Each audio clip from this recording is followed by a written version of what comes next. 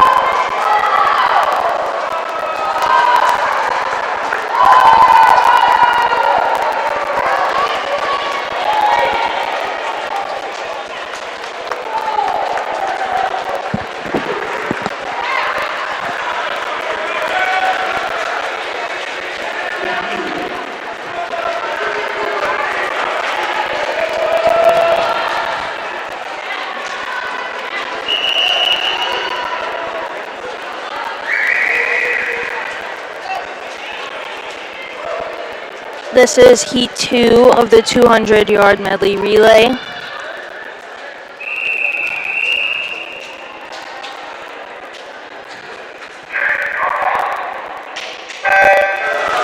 In lane 2, we have the Gusty D relay with Summer Kraus, Samantha Olson, Mia Trifolet-Simmons, and Gracie Wagner. Lane 3, the Stevens Point C relay with Margaret Howe, Lily Featherstone, Lizzie Featherstone, Maddie Magel. It's a good chance we're talking to no one.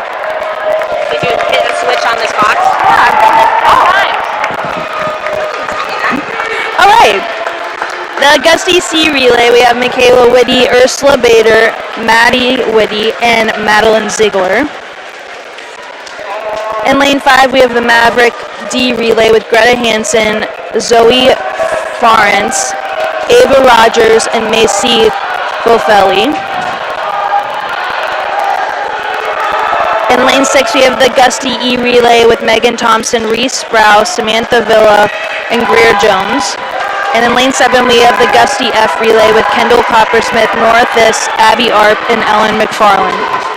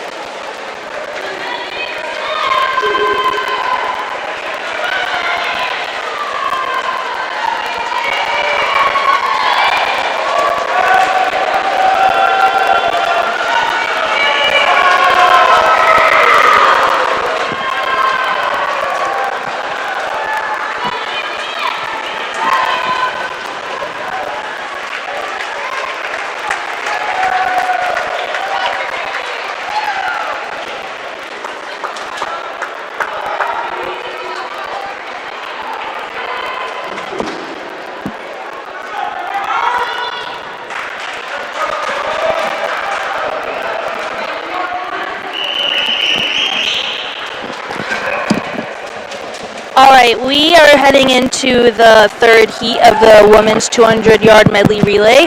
However, we have a broken goggles, so we're going to wait a minute and let lane 4 get situated.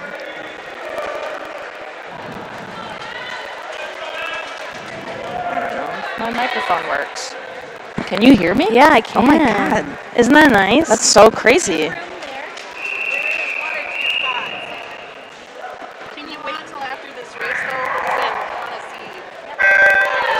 All right, in lane 1, we have the Maverick E relay with Teresa Collingwood, Abby Ishhaug, Ava Reich, and Hannah Boyce. Lane 2, we have the Stevens Point A relay with Kyler Ernst, Mimi Traineri, Elia Lima, and Holly Ombre. And the Gusty A relays in lane 3, Eloise Cooper, Lindsay Sumby, Merritt Isaacson, and Geneva Fackler. Lane 4, Maverick A relay, Abby Gronholz, Hannah Rousey, Claudia Schwartz, Nora Nachties. Maverick B relay, lane 5, Savannah Ackler, Sydney Pipette, Aubrey Schuler, Elise Mishmash. Lane 6, the Gusty B relay, Caitlin Steers, Hadley Wartner, Linnea Reinsmasson, Nola Fisher. Lane 7 is the Maverick C relay, Maya Caravu, Megan Schultz, Jaden Hill, Olivia Hobdoba. And lane 8 is a Stevens Point B relay, Hannah Schweiswinski, Colin Powell, Madeline. There's so many like Polish last names on the Stevens Point team. It's a very Polish town, I guess. I guess so. Kriskowski and Paige Anderson. And now we're already hitting into the last leg. Nothing much else to say here. What a great day to have a swim meet. It really is to be inside. It's kind of a nice day to be inside.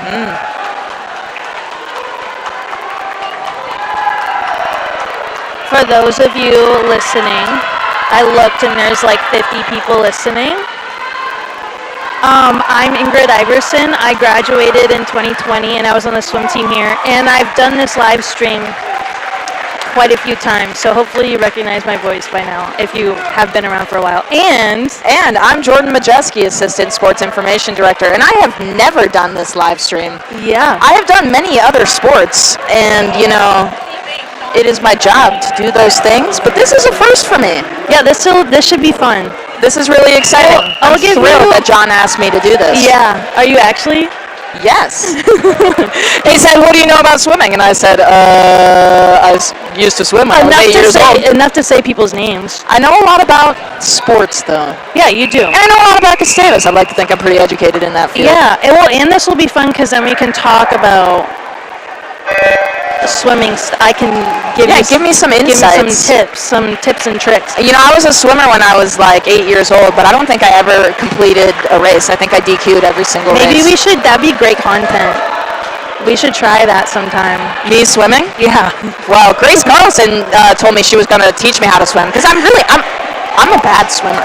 It's not a strength of mine. I have many strengths, and that is not one of them. I will tell you though, there's a difference between like swimming to stay alive and swimming to get to one side of the pool as fast as you can. You know what I mean? I've lost many races to some football players, and they were sinking the whole time, but they were fat. They did make it down to the other side of the pool faster than me. Okay, let me say these names here. We have we're on to the men, the 200-yard medley relay. This is heat 1 of 2. Gusty G relay is in lane 3. Cole Sarkinen, Nihal Chima, Leo Mellum, and John Moran. Lane 4 is the Gusty E relay, Aiden Shermack, Henry Smith, Alex Johnson, and Joe Ricker. Lane 5 is Jimmy Fredericks, Trig Hempstead, Jonathan Rowan, and Luke Wang-Ness. There you go. I know those names. You do know those names. This is a Gusty relay. Through and through. If I've ever seen one. So, like, that guy seems extremely close to the lane.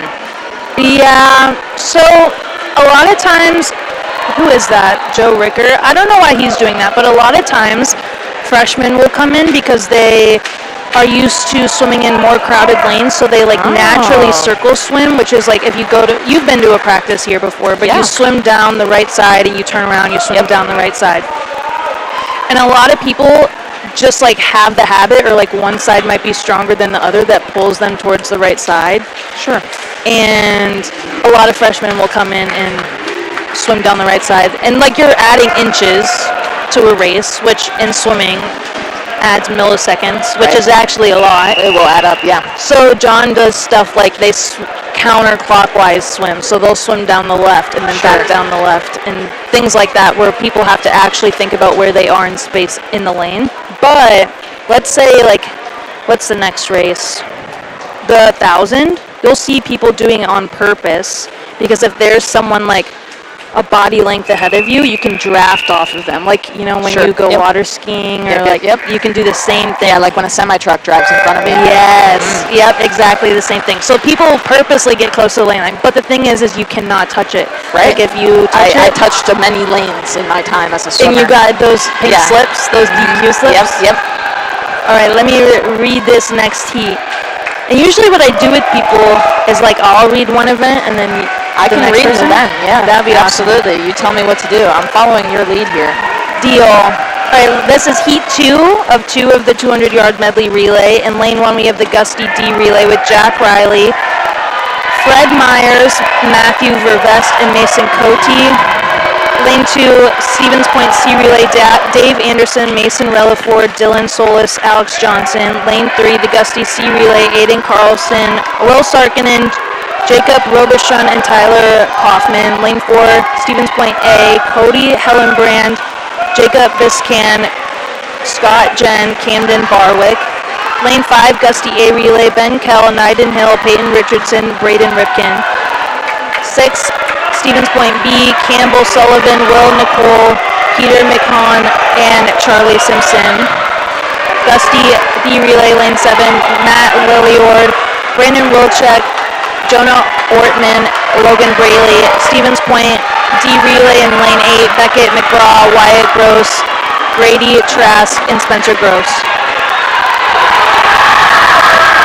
This one's exciting. Gusties and Stevens Point.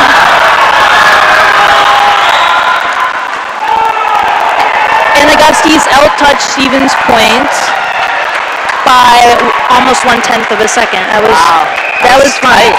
That was close. Yeah, so that was Braden Ripken, yes.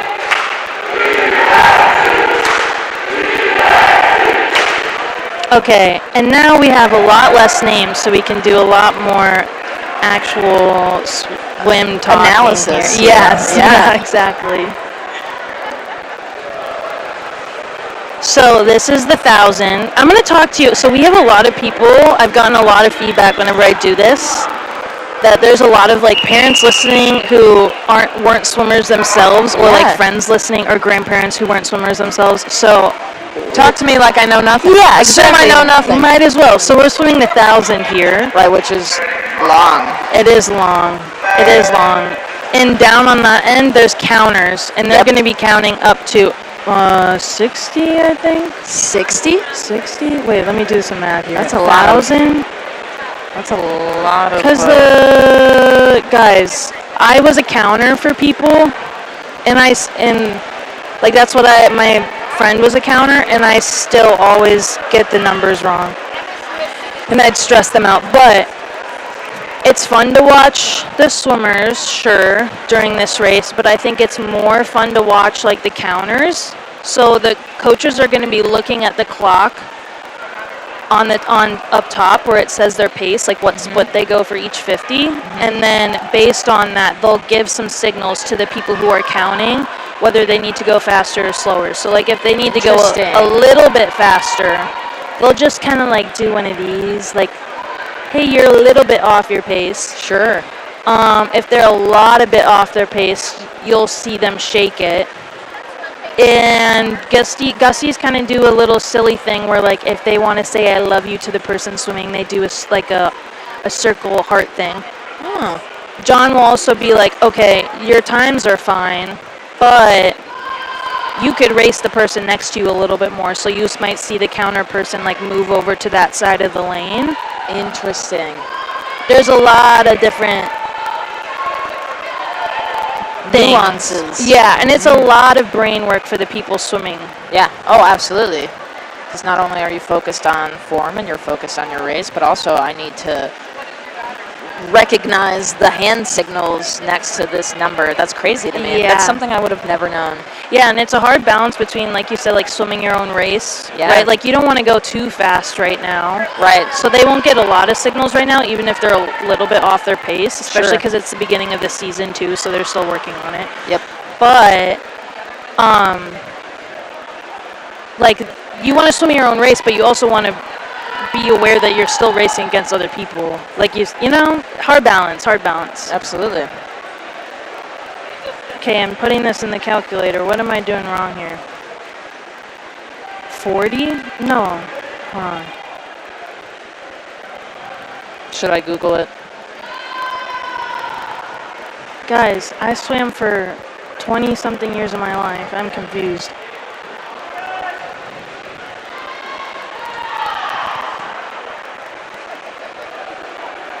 We'll Google it.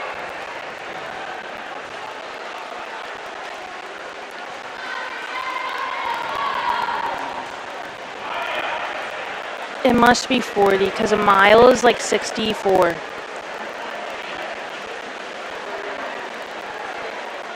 Yeah, 40. Dang.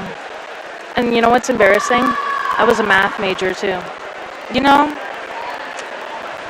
Yeah. I got nothing. I am not a math major, but I do love statistics. Mm-hmm.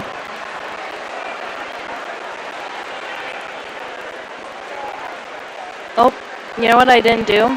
Read the names. What do you want to read the names? I would We're love Heat to read the 1. names. This is Heat 1. So we have for MSU-Mankato, Hannah Rauzzi. And for the Gusties, Callie Bjorklund and Ellen McFarlane and Al Amundsen. I think there's actually only 3, so... How interesting, yeah. Well, and Some I know one of combination them of is those athletes. Regan. So this is just wrong. Sure. You know, Thanks, Alex. life happens. Yeah. Yeah, and Regan's not on here at all for this event. Oh, that's because I'm reading the wrong one. Oh. That would be why. Well, that would be my fault. That's my fault. You know? All right. Change of plans. Regan. Yes, she is there. Lizzie Artley and Jane Brees for the Mavericks in lane 3. I'm a little bummed, personally, that I won't get to see any diving today. I know. I was literally about to say that our divers are in Mankato. Yep. But they'll still, all of the scores from that event will still be counted towards this same meet. Right. Which is kind of nice. But then it's hard because, yeah, then we don't know how they're doing. And Yeah, and I really was looking forward to hopefully getting pictures of them. right? They're so fun. I know, and we have some talented divers, and I don't have enough photos of them. I was going to say this also to the people listening. If you're going to be listening the whole time, there might be a point in time where one or both of us disappear. It's because we both also need to take pictures today. I'm lucky enough to have Pavla Yakimova. She is a tennis player. She's taking some photos for us down on the pool deck right now. But concurrently on campus, we have the men's soccer MIAC playoff championship going on. So I'll have to step away at some point to observe that event. And then quite a few other things going on in the world of Gusty athletics. Football is on the road. Basketball starts their season, men and women. Men's hockey tonight, and then volleyball, senior night. And This is a busy day. it is a busy day. Busy day. If you need a good cry, go check out Gusty Athletics and the video we made for the volleyball seniors. It's really wonderful. I did tear up watching that. I cried a lot. It's fine. But yeah. So yeah, plenty going on. Great day for Gusty Athletics. I'm so excited that the soccer championship is here. I also might step out there, not for work purposes, but for fun purposes. A 0-0 game right now. Gusty is ranked number 4 in the nation, which is extremely significant. And they're playing St. Olaf, who they've played for the last 3 years, and also just won the national championship. So, Stevens Point, if I'm correct, is very good at swimming. Yes, they are. They're usually nationally ranked. They are. I don't know. I might be wrong, thinking this wrong. They're D2. Stevens Point? One of the UW schools is. But anyways, doesn't matter. But Mankato is D2 for sure. And this is always a fun first meet. Like, this has always been, at least as long as I've been a part of the program, this has been the first meet that we have, at home at least. Yep. And it's always a lot of fun because it's always a good racing. And then we all go to Stevens Point for their invite for our mid-season meet. And they are so fun to race, especially watching the guys do a little sprinty sprint off, you know? They've always had really good sprinters.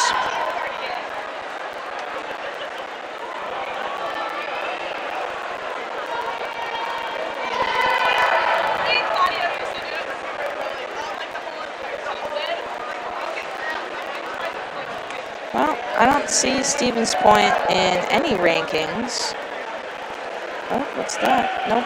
But MSU is receiving votes for the women. That is awesome. So a win here today is good for us. Are those votes, I've always wondered this, just from other D2 institutions?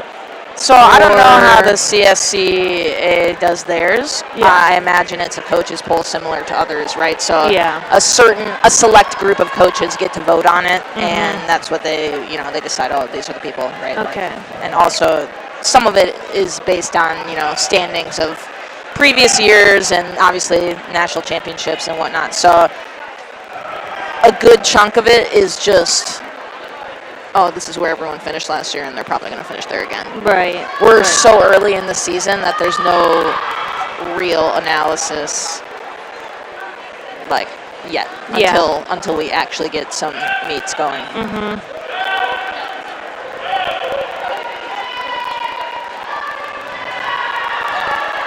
All right, 29. So we're getting close. We're more than halfway there. I believe it's. Oh, I lost it again. Yeah, well, the gal from MSU-Mankato, I'm not sure of her name. I am looking for it if I can find it. I think it's Brees. Aren't these confusing? Yeah, there's just a lot of words. Breeze. Jane. Breeze. I'm assuming it's similar to that. She does seem to be leading.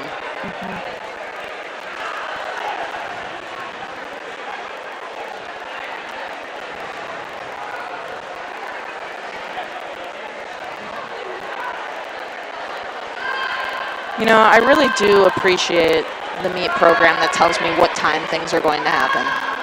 Right. That is a really nice touch. It's even nicer when it's because this is pretty accurate, but I mean it's even nicer when it's on the dot accurate. But the only way that happens, so these ones don't have seed times, again, because it's pretty early in the season. But it gets really super accurate once people start swimming over and over again. They do. Right. Then you get an accurate seed time. Yep. Okay. This is a big part of a swim meet here. So this lady's on her final lap. Breeze, Jane. And they're gonna ring the bell to signify it. That's how you know you're in a swim meet.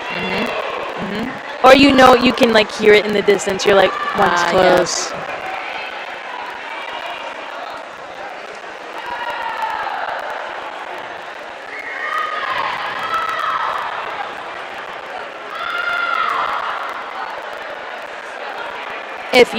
This is one of my favorite questions to ask people.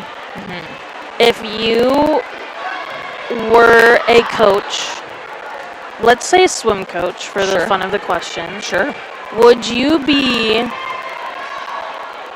like Andy Clark from Carlton, button-down, khakis, loafers? Or would you be John Carlson, boots, shorts, t-shirt, or somewhere in between, like our mans over here from the Pointers, the Stevens Point polo jeans?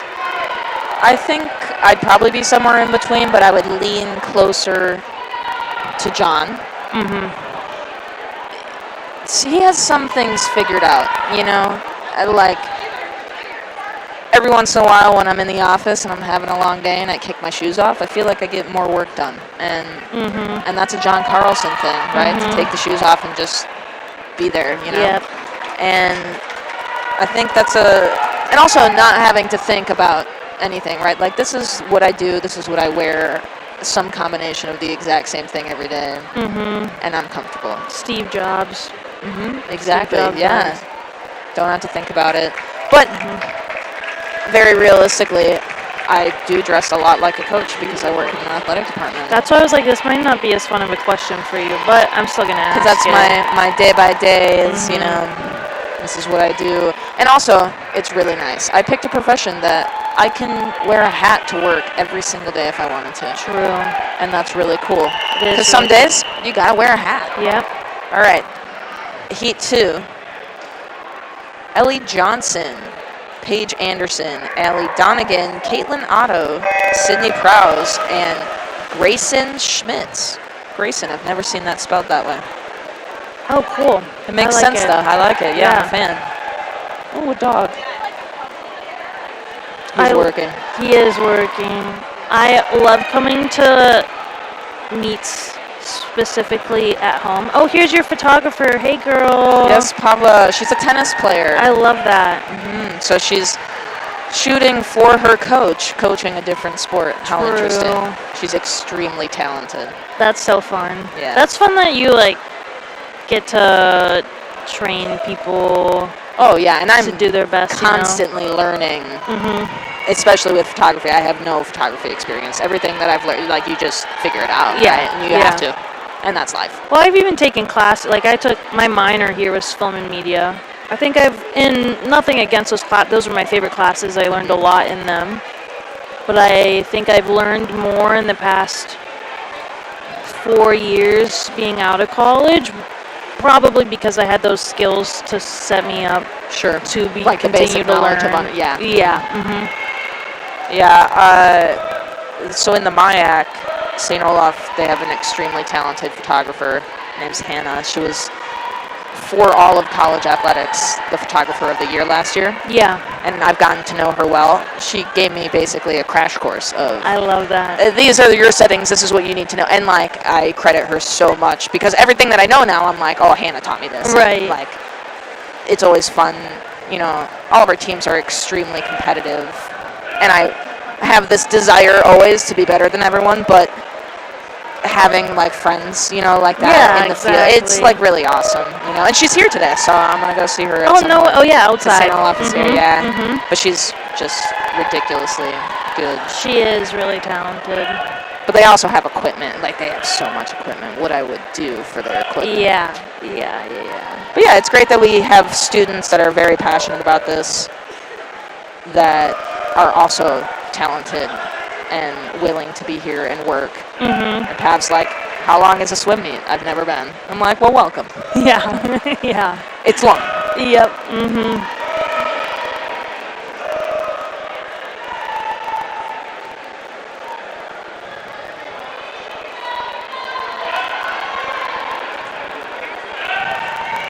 So this another swimming crash course, right? Like, do you remember Braden? Well, he might not be the best example. I'm not gonna lie, and his brother's probably listening, and he's probably laughing. Kieran's awesome. But watch a sprint race and, like, watch their kick, right? Sure. And then their kick on this. Oh. And a lot of questions I get when I am coaching or working swim camp here are like Katie Ledecky and all these really super fast people who swim long distance events. It looks like they're not even kicking, like, what the heck. And they are technically kicking less, but a lot of the kick is rhythm and, like, a beat. So, like Paige Anderson, who's from Stevens Point, who also was a camper here. Oh, that's a fun fact. In lane 3, she does a really good job of like having. Well, now she just sped it up because that must have been at the point in her race when she speeds it up. But she, at the beginning, had a really good 2B kick. So, like, for every cycle of her arms, she would kick twice. And that can be just as powerful. Like, 2 big kicks can be just as powerful as, like, the 6-beat kick you'll see with, like, the 200, some shorter races. So it's not just, like, that they're kicking less. They are to conserve energy, but it's like, it's a lot more stabilizing to kick with the beat and to keep your hips up and keep your core engaged. Sure. Which is why Katie Ledecky is so fast, if that makes sense. She's incredible.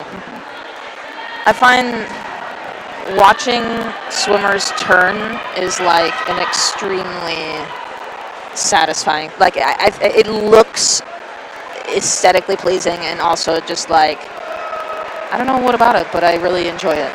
It's like, I don't know. It really, really is satisfying. I feel like when you're a swimmer and you're 12, that's the age when you start doing 50s, and you learn how to do one, it's like, I am all powerful. Yeah. It's just they're so smooth. And it's like seamless. You know? And for these people, it's probably muscle memory second nature by now, but there's actually like a lot of details that go into it. Like, watch Ellie in lane 2. She does a good job of like pushing off so her belly button's up, but then twisting afterward, where like one thing you don't want to see is someone as they're doing the flip twisting and they're already on their side, or like taking the extra step. I'm trying to see, and these people probably won't do it as much.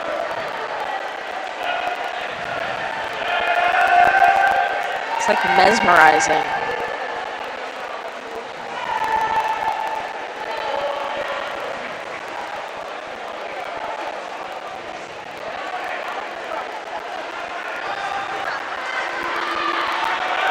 I feel like this race has to be such like a mental, not a challenge, but like a challenge almost, right? Yeah, it's 100%.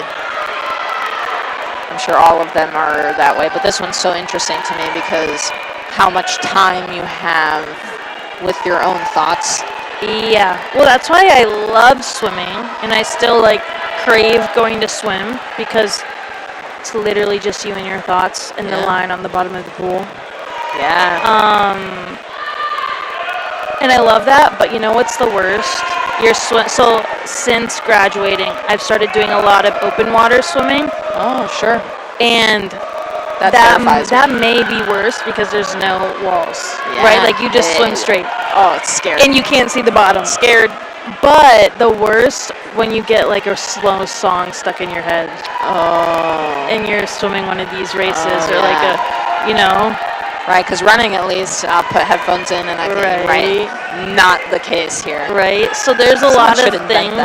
Well, there's a lot of, they have like earphones you can wear swimming, but they're illegal to wear in competition. Like, or you can compete with them, but we're just not going to count your results. Sure. Yeah, I don't think open water swimming is for me.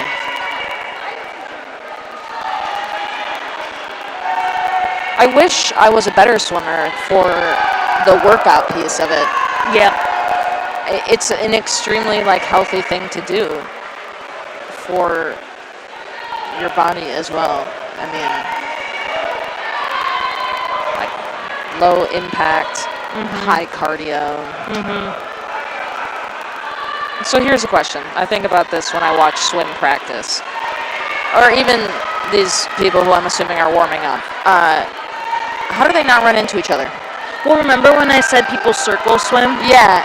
So, like, you should be all the way to the right, whatever. Sometimes you get someone in your lane who, like, has longer arms, whatever. terrifying to swim with. I will say it is a contact sport. There is someone sitting below us with a concussion right now because of this. Sure. Like they might have to swim shorter, closer to the middle, but I think that's like you just need to be aware of who is in your lane. When you're in a meet warm-up situation like this, like when it was super busy over there, instead of having some good technique, keeping your head down, looking at the bottom of the pool, you might look up a little bit at the person's feet. Not the best technique because it sinks your hips, but safety. You have to do what you have to do. Yep. And when it's super crowded, like you won't see as many people doing those flip turns either. Right. But yeah, it's like all being aware. Like when Jack over there who's warming up, he's probably looking like this, like out of his peripherals every single stroke to make sure he's not going to run into the person. He like turns around a little bit early, doesn't swim backstroke all the way into the wall just in case. I really would like to have an underwater camera that I could live stream from. St. Olaf has one, and I'm jealous. They actually live stream from it? Wow, that's cool. The camera switch to it. I'm like, that's want cool. that. Me and my friend Ryan, we used to do this every single meet in 2020 and 2021. And yeah, we finally convinced, I don't know, was that you, to get a nicer camera at least? Well, I mean, I didn't have to be convinced. It was just we got a nicer camera, right? Like we knew we needed one. Yeah. So every once in a while, we'd bring like a camera literally out here. Right. And that one is extremely high quality. The tough thing with swim is it's almost an all-day event, and it's exclusively Saturdays. Exactly. And we always have something going on. Yeah. And so that's where it gets difficult because we have limited resources. So having the built-in camera is really nice. It is. And also, in a situation where I'm not here today, I can start the camera whenever. Right. John's like, hey, I want to record practice. I'm like, all right, cool, great, done. Yeah. You know? So we are extremely fortunate to have a camera in our pool and live stream it that way. Yeah. There are not a lot of schools that have that same resource. No. But we were saying like we have this camera, and Ryan was like, we gotta ask them at least for like, I'll bring my own camera, blah blah blah. And I was like, you can talk to them about that. That's too much work for me to try and figure out. Camera switching and all that stuff. Like if it was right in front of me, easy. But I'm not about to set it up. No, setting it up is really difficult, and you have to hardwire it into the Ethernet that's down there. Yeah. And so you have to wire all the way up. And that is extremely difficult as well. Alex and I are working on lane graphics. That's our newest project. Yes. So we're working with a company that hopefully we can do some overlays. We'll have logos, names, and it will be relatively simple. We just have to get a new computer. Right. But that will be a game changer. That would be awesome. So let's see, who's in lane 4? Allie Donegan. She won that race. Congrats, Allie. And for those of you watching, it's a lot to say the times. I know we have in the past, but live updates on Meet Mobile. So if you have Meet Mobile, I assume if you have a kid who's swimming or whatnot. Hey, that's good for me to know. I should start linking to that on the website. Yeah. I'll send you the Gustavus team link or whatever, you know. I'm learning a lot about SwimCloud. Yeah, SwimCloud. Huge fan of SwimCloud. All right, so what race do we have here now? So now it's the men. The men. And there's only one heat of this. All right, so in lane 2, maybe. Yeah. Yes. Ryan Trantham, and then we have Beckett McGraw, Teddy Selensky, Colin McCormick, and Alex Johnson. Fun fact, there are like 5 Alex Johnsons on different sports teams right now at Gustavus. Oh my gosh. The website thinks they're all one person. Oh no. Which tends to be a problem. Yeah. But Alex Johnson, there are a lot of them. That would be confusing. I get confused, like last year there was 2 Teddys on the team, and I knew them well. Sure. And I still get confused.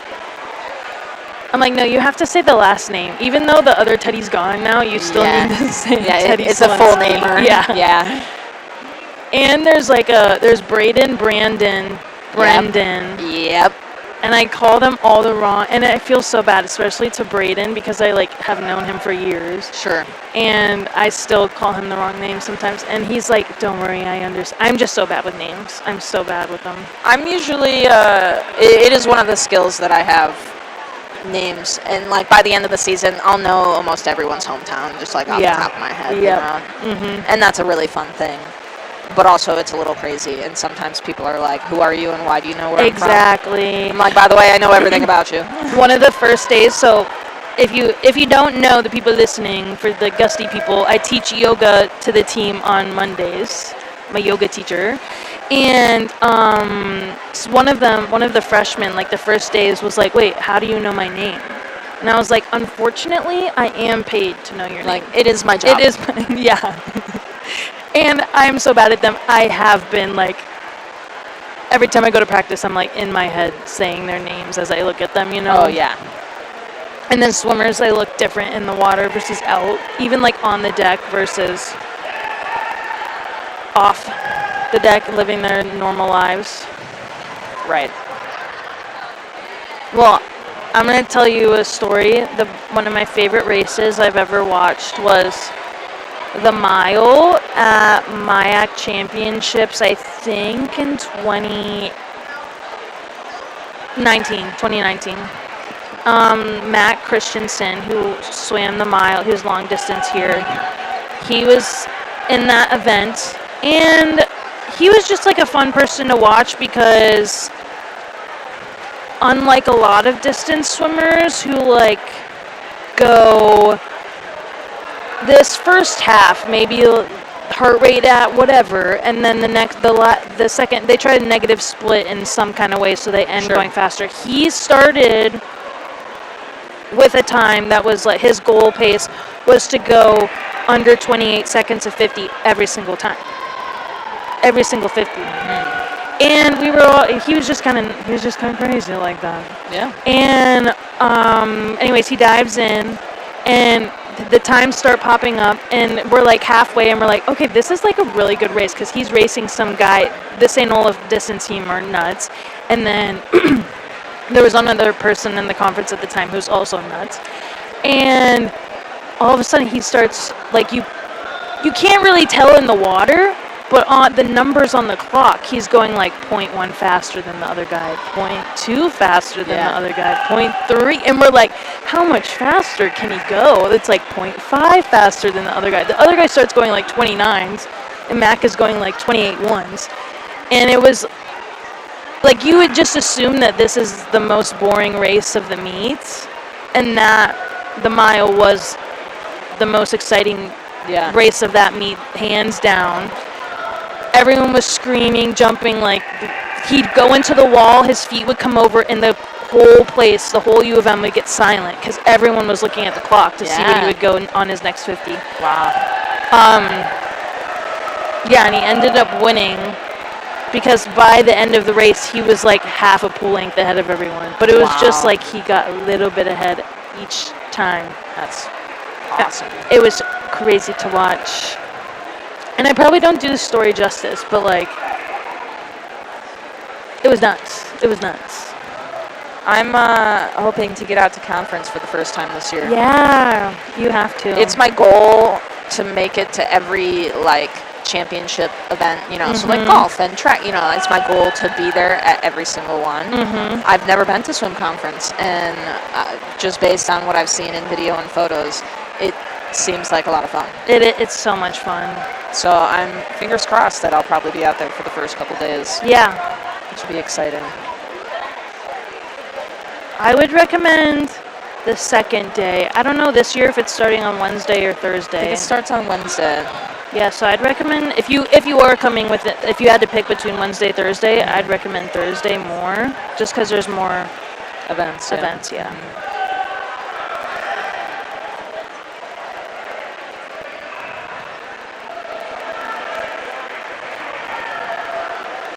Well, men's soccer is losing right now, 1-0. What's the score? Okay. So, it's still early. Yeah, I feel like that's a fine place to be in right now. Oh, we just scored. Oh! Thank you, Twitter. It's 1-1. Darren Chuckle. 6 minutes left at half.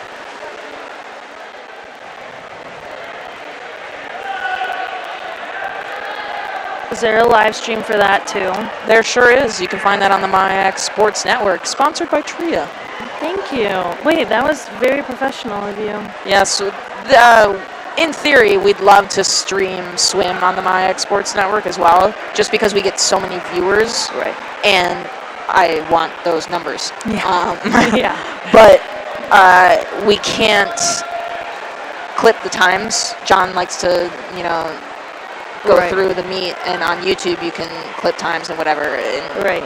we don't have that capability when we stream to the MyX Sports Network, which is unfortunate because I'm really set on having more views than other people. And if we were able to put tennis and swim on the MyX Sports Network, we would blow everyone out of the water. Yeah. Pun intended.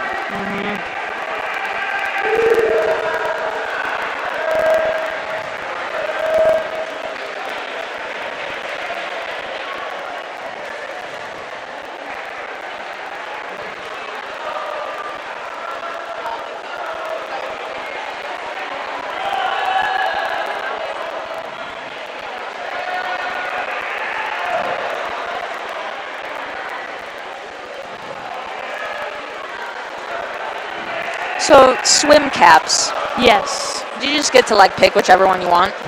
You have to wear one that represents the team or has no logo on it at all. Okay. Personally, same with your suit. Okay.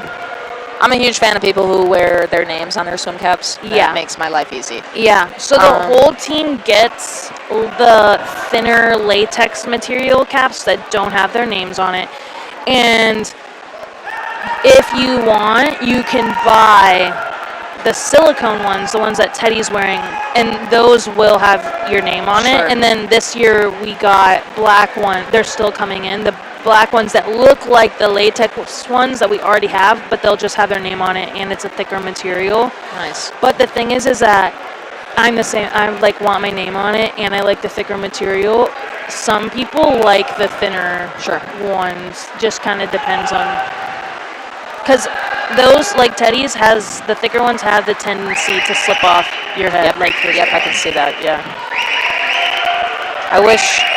I tell John this all the time. I wish I could put jerseys on the swimmers. Me too. I just need to know who you are. Seriously, me too. I've gotten a lot better, I will say. When I was taking photos a lot last year, I would specifically go and I'm like, all right, this is this lane. Yeah. And this is this person. And I'm going to take a picture of my foot beforehand so Yeah. I know who it is. Yeah. Right? Even sometimes as a swimmer, you'll get pictures back and you'll be like, wait, is this me? I can't tell. Kieran Ripken came in one time and spent an hour in my office going through all of our swim photos and naming who they were. I'm like, bless you. Thank you. Because I'll never, and some people are extremely distinct. Yeah. And it's easy to tell even if you don't have your name on your swim cap, but there's a good chunk that I'm like, I struggle with the women more than the men, actually. I don't know why. I just have a harder time picking out. Yeah. Well, I think a lot of the girls also have the same goggles. Sure. They have this, All right, we're nearing the end. Right? Yes, we are. Yes, I see the man with the bell.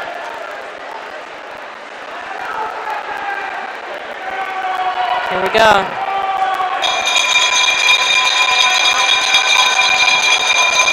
That's just such a good feeling when he's standing over your lane.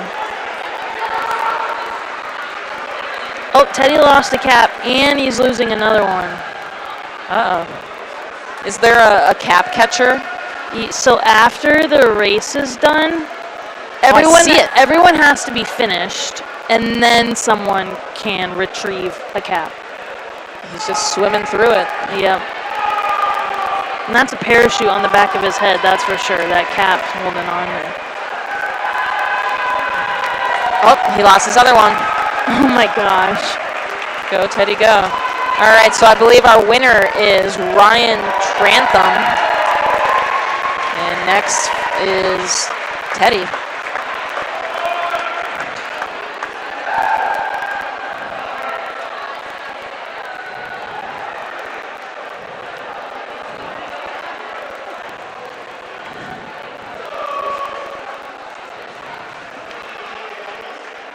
Ooh, are we going to get into some sprints here? I see. Getting in 200, some mid-distance. All right. I see. I think that's Some may Stella, argue right? is a sprint. Yeah, Stella's warming up down there. That's my other favorite question. If you had to like get down there and be a part of the team, go swim, whatever, right now, would you be behind the blocks, like jumping around, dancing with the headphones on, or would you? Oh be, no, like, I'm sitting down and I'm locked in Michael Phelps. Yeah, right? I'm in the zone. Yeah. Don't talk to me. Don't look at me. Yeah. And if you do, like, game over. Right. I always enjoy watching that piece of how athletes prepare. Yep. I find it really interesting. As a former athlete, obviously not a swimmer,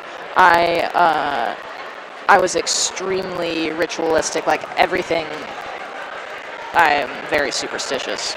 So everything had to be a certain way, and I had to do a certain number of things, and I had to do it a certain number of times, and like that was just.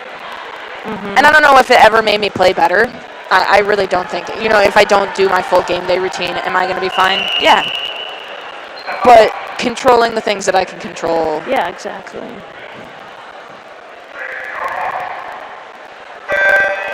All Gusties for this one. Yeah, so we're on to the 200 freestyle. There's 3 heats of the women. We're on heat 1. Lane 3 is Emily Anderson. Lane 4 is Bella Vanden Heuvel. Lane 5 is Kenna Rooney. There you go. Yeah, that's something that the John and the team, like we have our team meetings every single Friday, and that's something they work on or talk about in those team meetings, amongst like proper sleep, what you eat, all the other things you do outside of the pool. But yeah, a big one is getting your mind right before you get in the pool. Have you ever heard of the Yerkes-Dodson curve, or like the performance curve? Maybe. It's like a bell curve, and peak performance is like right on top of the bell. Yep. So you want to like be excited / nervous, but you don't want to push yourself too far. Yeah, for sure. We've been learning in yoga on Mondays. We've been learning the different breath practices we can do behind the blocks.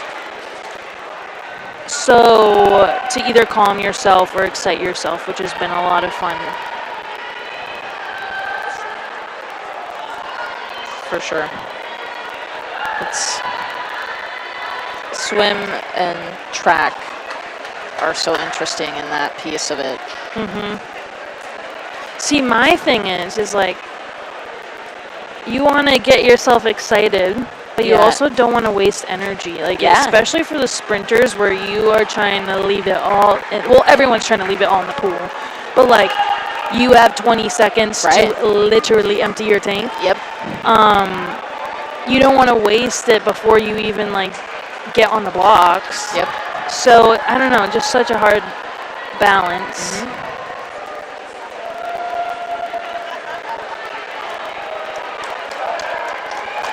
Well, see, I've been used to watching those really long races, and now this one's done, just like that.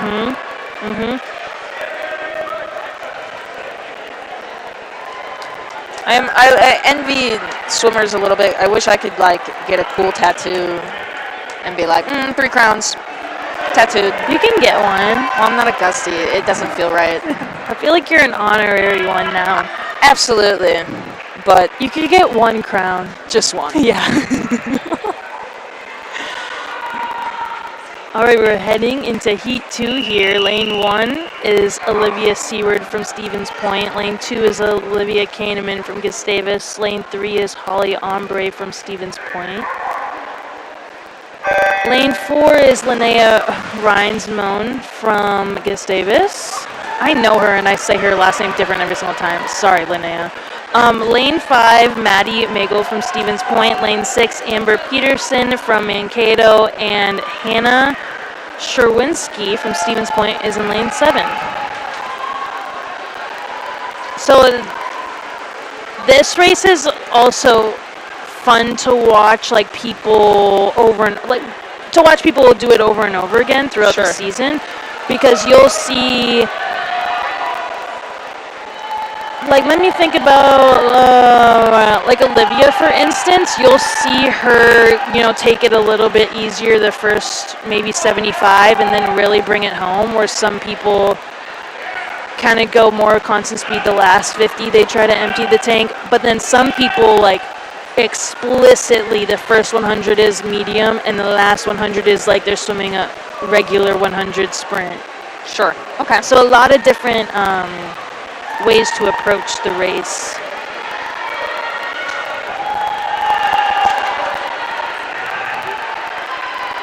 And we have a great race for first place in this heat with Linnea and Holly. But it looks like Linnea is pulling away here.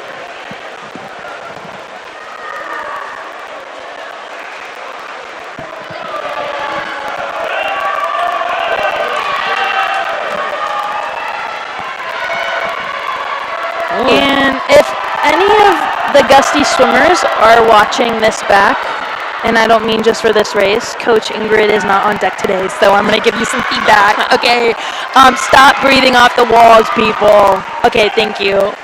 If you're watching this in the future, because you're in this race, it's not just you, please pass it along to your friends. Thank you.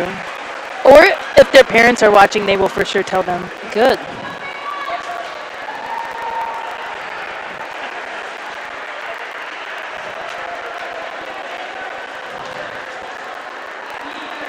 Okay, we're on to Heat 3, last heat of this event. In lane 1, we have Jaden Hill from Mankato. In lane 2, Ava Reich from Mankato. Lane 3, Geneva Fackler from Gustavus. Lane 4, Kaylee Sivertson from Mankato. Lane 5, Stella Anderson-Moy from Gustavus. Lane 6, Megan Schultz from Mankato. Lane 7, Teresa Gotti from Gustavus. In lane 8, Sienna Sarek Kyrie from Mankato. I always got to get one name wrong in the heat, Yeah, and honestly, if you say it with enough confidence, you probably got it. Mm-hmm. You're probably close. I had one person, though, like, I had the live stream up on my phone. This was years ago. But I had someone's parents be like, stop saying her name wrong. I'm like, oh, sorry. I have had that issue many a times with many a sport. We do pronunciation guides. That's like a fun part of my job. But swim isn't traditionally live streamed at other schools. Mm-hmm. So I don't have a pronunciation guide for them because, for soccer, as an example, they're playing St. Olaf today. We have a play-by-play person no matter what. And they send us a roster. Here's everyone that's on the team, and this is how you say their name. That's nice. So we share that with everyone in the conference. But swim, because I would say we're probably one of the only schools that has commentary for swim meets. Right. So there's just not that standard of, if I ask a team for their pronunciation, they're going to be like, huh? Yeah. And also, I would have to go and sit with John and read each every single name. Yeah. Too many people. There's a lot of people.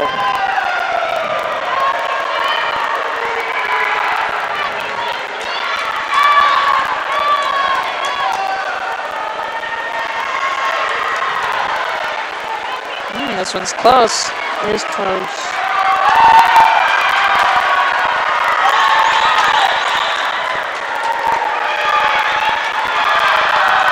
Yeah, we have Geneva in lane 3 from Gustavus and Kaylee Siverston from Mankato racing out for first place.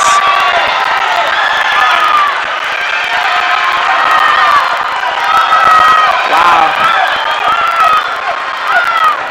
I think Geneva's got it. Yeah, she did a really, really great job of just, like, putting her head down.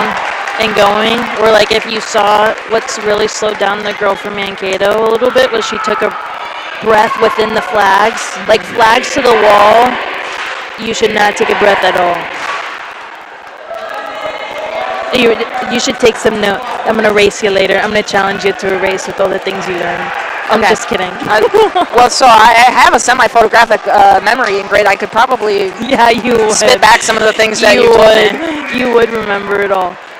All right, we're on to the men here. There's 2 heats of this, 200 freestyle. Lane 3, we have Leo Mellon from Gustavus. Lane 4, we have Jack Andre from Stevens Point. 5, John Rowan from Gustavus. And 6, Jack Weber from Stevens Point. Ooh, big splash. So I'm going to continue to be coaching grid. Continue. So we act just like diving, we want as small of a splash as possible. So when you see people, when they dive off the blocks, right, like you want to get as far out as possible, but you also want to enter into like as small of a hole as possible because that creates less drag. Yep. And the drag that you're seeing is the splash. But you'll see a lot of people, especially at like this level of swimming, who like have a lot of power but aren't D1 swimmers. Sure. Like the top half of their body will enter in one, but their feet are kind of like lagging, dropping down, and their feet enter in a different hole. So then now there's like the rise of this whole Caleb Dressel start, which is kind of like turning the curve from your feet and your head being the low points to throwing them the exact opposite way, almost like a bowl, and then correcting it into a straight line right when you enter. And there's a lot of opinions on it, but some may say it's a waste of energy, but some, also the people who do it and are super successful at it, are world record holders. So, right. I don't know. A lot of discourse recently about starts, especially younger kids, because a lot of swimming there's not a lot of testing being done. Now there's more being done, especially at like UVA, and you can see they have swimmers who you can obviously all that science is paying off, but before then most of it is like whatever the fastest person is doing, we're just going to copy their technique. Sure. So that's why people are kind of skeptical about it.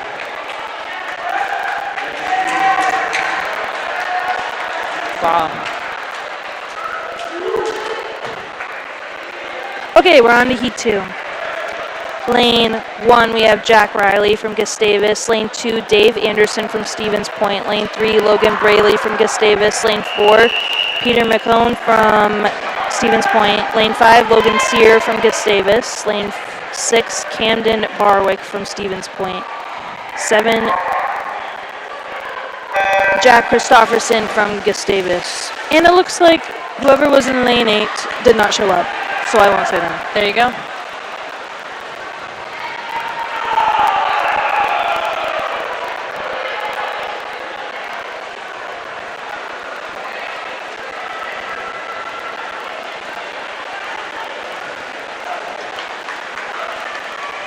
Any score updates from the soccer game? I'm gonna guess it's halftime.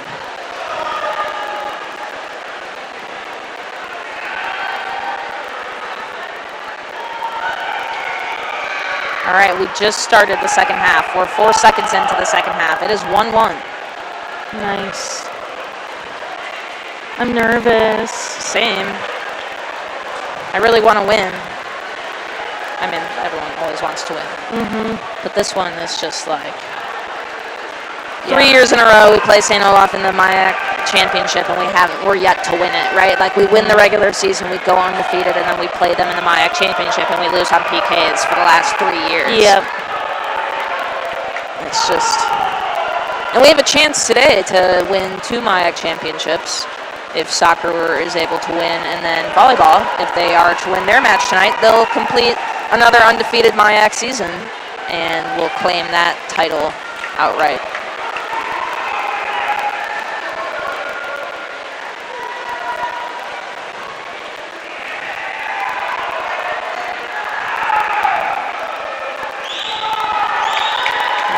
That's Logan, correct?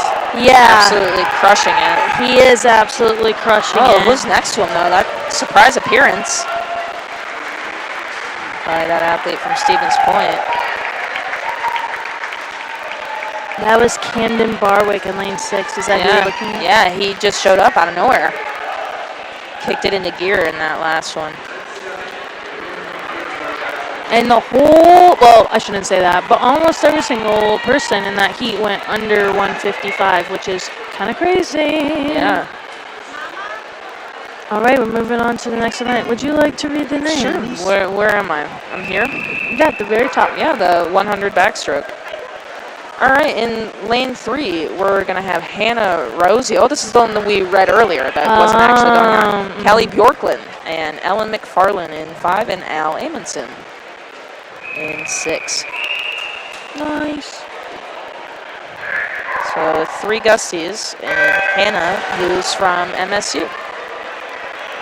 The backstroke seems incredibly difficult to me. Yeah, that was my hard, like that's the one I struggle with the most for sure.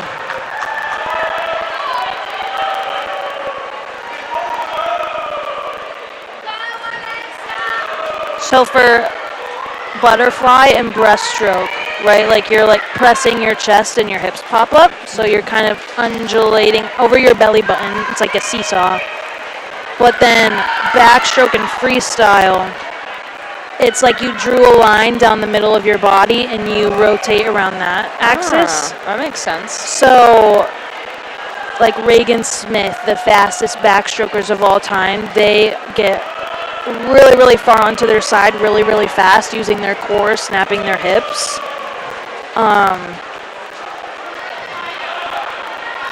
And that just also allows you to grab deeper water, which is denser water, which moves you faster.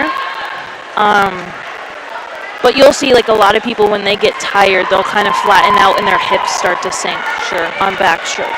So that's the one you want to keep rotating, keep your hips up. All right, heat 2 coming up here. In lane 2 from Stevens Point, Mary Mayhew. And for the Gusties in 3, Libby Lozinski. For the Mavericks in 4, Greta Hansen. For the Gusties in 5, Olivia Sheeler. And in 6 for MSU, Aubrey Schuler. Oh, it's wildly close. One letter off, actually. And in 7, Margaret Howe for the Pointers.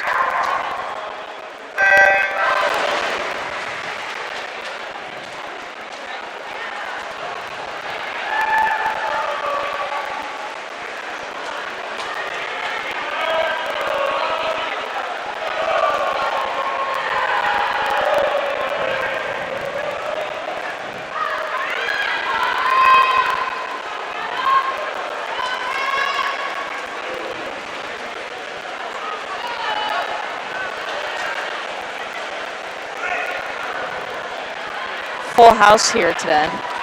Lots of people. Yeah, this place is packed. People get here, well, I'm sure you know because you had to set this up. So early. People get here so early to claim a spot. Ooh, they have food from the co-op. Yum. Jealous. Yeah, no, there's lots of people here so super early. It's wild. It's like 9 in the morning and there's people sitting down. Yeah, no, seriously.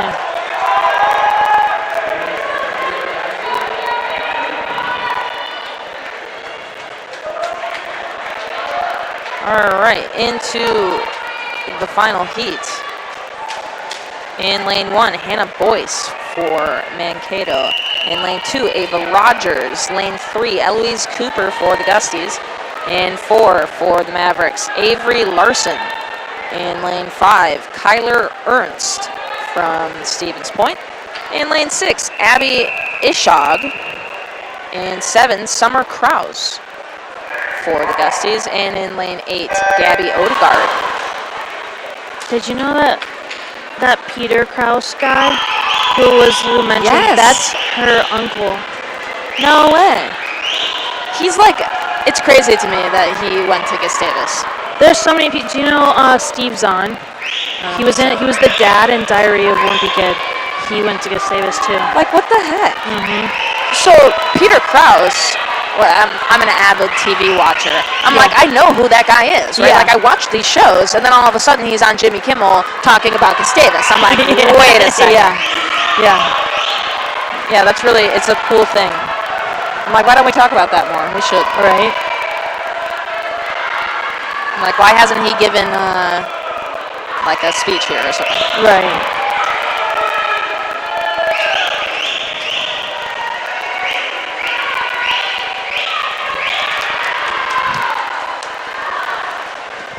Hi, Sylvia.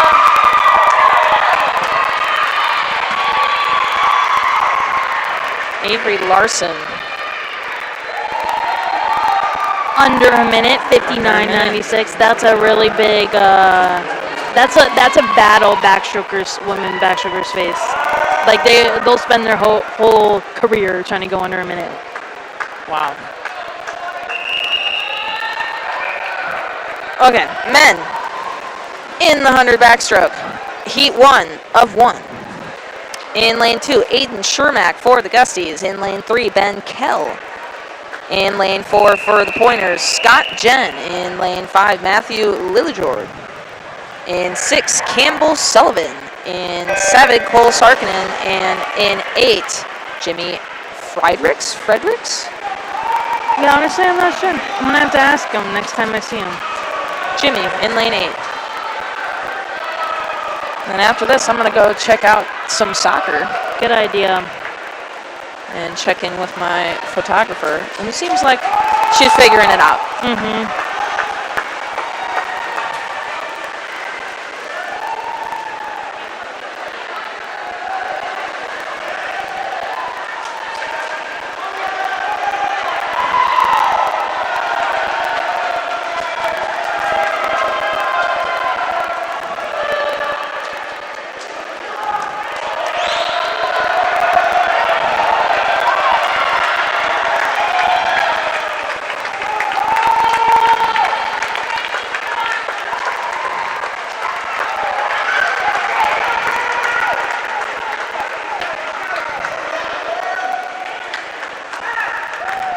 There you go. Nice. All right, I'll hand this off to you, and I'll be back shortly. Yeah. I hope that you're their good luck charm.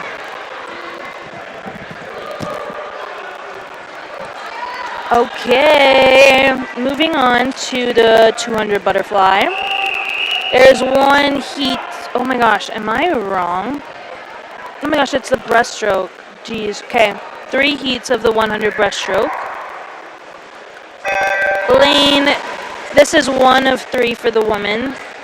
Lane 2, Reese Sprow from Gustavus. Lane 2, Reese Sprow. Lane 3, Nora This. Lane 4, Olivia Hadoba from Mankato. Lane 5, Maya Baselt from Stevens Point.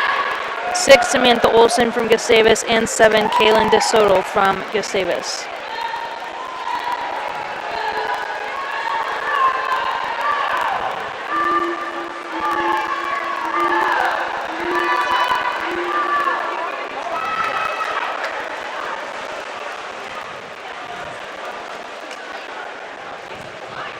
I invited my friend Sophie over to join me since Jordan's gone.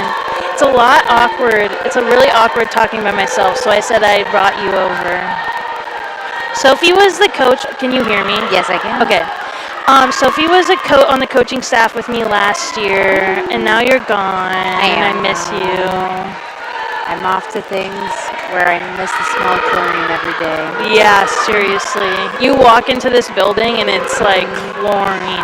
And you know what's crazy? What? I'm gonna say it. I'm gonna say it on the live stream. It only ever smells like that smell is from the chemical. You can correct me if I'm wrong. I don't know anything. Is from the chemical reaction of it like killing bacteria. I believe so. So the only reason, so like you can go into a chlorinated pool and not smell. That's why some of them don't smell. But then if you get people peeing, coughing, sweating, the football players who come in here after practice, they go in the sauna and then they immediately jump in the the pool. That's why you got to shower after That's the sauna. why it reeks of chlorine in here. So I don't want to hear blaming it on the swimmers.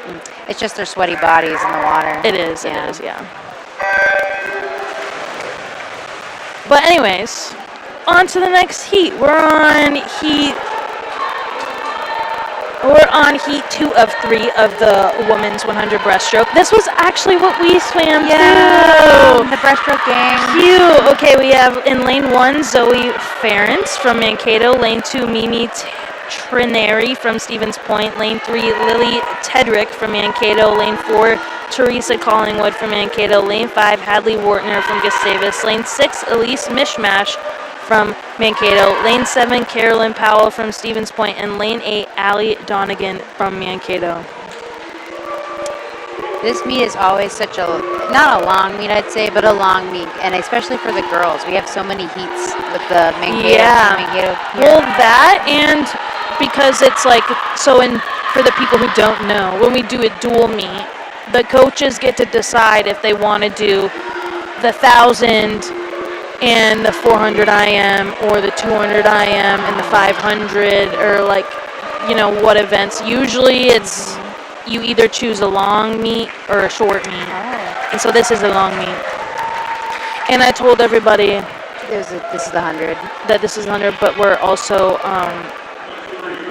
I'm dyslexic. I'm not reading those numbers. Yeah, we got first place 112.00 in lane 5 from Hadley Warner. Nice, Hadley. All right, we're on to heat 3. In lane 1, we have Colby Schendel from Mankato. 2, Sydney Peppert from Mankato. 3, Merritt Isaacson from Gustavus. 4, Savannah Ackler from Mankato. 5, Lindsay Sunby from Gustavus. 6, Nora Natchez from Mankato. 7, Lily Featherstone, Stevens Point. 8, Macy Boffelli from Mankato. Some fast heats today. Some speedy swimmers out here. They are speedy. And this is the time of year normally too when everyone's starting to get sick. Everyone's starting to get tired. So it's kind of impressive to see how well everyone's doing today. And I know from talking to some of the Gusties that there is sickness going around. Yeah, they're all. So I teach yoga on Mondays, and I mentioned earlier we've been doing some breath practices, but it always starts out with a cough. Yeah. As soon as I'm like, okay, bring attention to your breath, it's instant coughs. Yep. Oh yeah. Merritt spent the summer abroad. I can't remember where. She spent Chile. She spent a lot of time at Gustavus studying abroad, and it's pretty cool to see. Last year she was in, I want to say, Argentina for a whole semester and came back and kicked butt. Yeah, kicked butt. Yeah, that's one thing I wish I took advantage of more. And I'm hoping to see more people take advantage of it with the new schedule. Exactly, and doing it, you can do it in the summer. Right. My time was during COVID, so unfortunately, that was a little harder to get. But exactly. No. All right, we're on to the men. There's 2 heats. Heat 1, lane 2, Nihal Chima from Gustavus. Lane 3, Fred Myers from Gustavus. Lane 4, Alex Johnson, Stevens Point. 5, John Moran, Gustavus. 6, Henry Smith, Gustavus. 7, Trig Hemstad, Gustavus. Gustavus heat. That's the other thing about Gustavus, and I think this is the D3 thing too, but we have a lot of breaststrokers. So many. And I cannot figure out if it's John. I think John's good at coaching breaststrokers, but I don't think it's all that. No, I just think there's so many of us. Yeah. Well, and then I was about to say, it's a Minnesota thing. Me and you both. Yeah, not from Minnesota. I was going to say, I am from Colorado. Yeah. But yeah, we do a lot of breaststroke here. I remember when I came my freshman year, when I would swim the 200 IM or any IM, I used to get so far ahead in the breaststroke because you're just competing against non-breaststrokers. Right. And that did not happen once I swam in D3. No. I feel like it's also the MIAC. Like, I don't know if it's D3 or if it's just the conference that we exist in. Like, we were also the era of Jordan Wenzel. Oh, yeah, Jordan Wenzel, who's coaches at St. Kate's now, but still holds the record for the 200 breaststroke for freshman D3. year. My freshman year, she set it during prelims, NCAA. Yeah, crazy. All right, we're on to heat number 2. Lane 1, Finn Gustafson from Gustavus. Lane 2, Will Nickel from Stevens Point. Lane 3, Brandon Wilczek from Gustavus. Lane 4, Mason Relaford from Stevens Point. Lane 5, Nyden Hill from Gustavus. Lane 6, Wyatt Gross from Stevens Point. Lane 7, Aiden Carlson from Gustavus. And Lane 8, Spencer Gross from Stevens Point. Ingrid, what are you seeing here today with the breaststroke? Since you both are breaststroke experts, I'd say. Oh my gosh. Well, like you said, I feel like the women, it wasn't. It was pretty good. It was, yeah, I thought that looked really good. What I usually see is people the last 25, they either A, start spinning, and they're not actually holding on or kicking any water. And that's really important in breaststroke because it's basically a skull with the arms. Or B, they start doing a little X-Men. Like, you cannot start your pull until your toes touch, your kick is finished, and your legs get tired. So your legs tend to slow down, but your arms try to stay the same speed. And yeah, that's what a lot of people do when they get tired. So you want to try and stay long. I feel like for the most part, people are doing that. It's a thing I remember you hear that a lot from John. Stay long, or in my case, pick it up. Yeah, me too. Me too. Those are some good times. Lane 5, first place was a 101.71. Nice, Nyden. All right, we're on to the 200 butterfly. How much money would I need to give you to get down and swim that with them? At no least, DQ.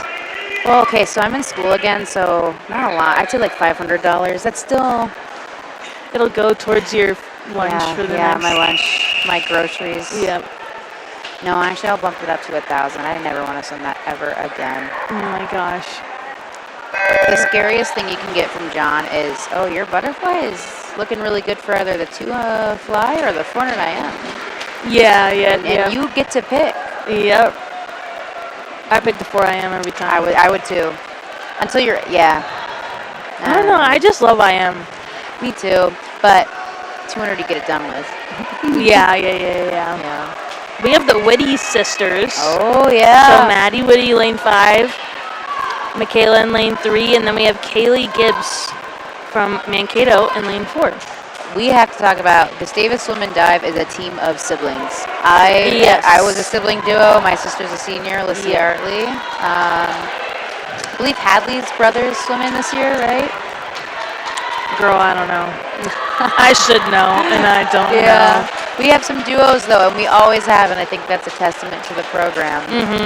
Well, even like kids, yeah. Oh my gosh. Hey, my mom let me and dad. Let me sit. Yeah, her parents are taking a picture, and I'm like hunchback of Notre Dame over here. We're pushing our shoulders back. Quasimodo. Yeah, you're the yoga instructor. Yeah. But no. So 200 butterfly, long game.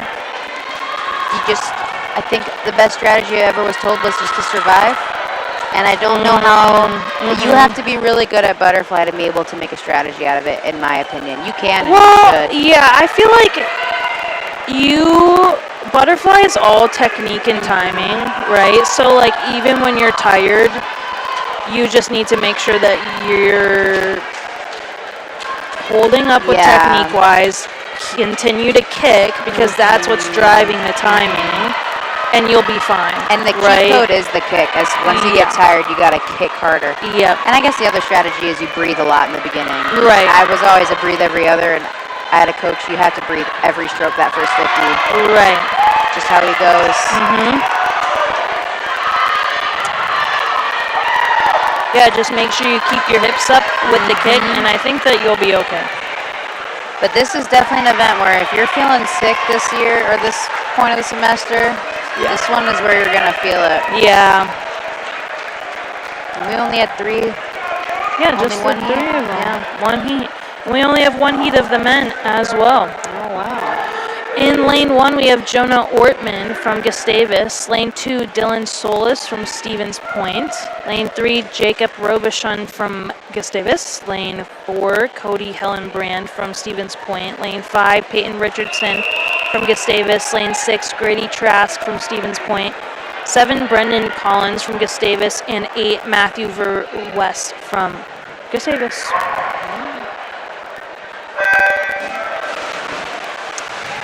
These are a bunch of the boys who know how to swim, and the last heat too. These are the girls who know. If you're doing it today, this is your event. You know what to do here. And I agree. I should preface that now. Our approach and attitude about 200 butterfly is very different than a butterflyer's attitude. Yeah. You're right.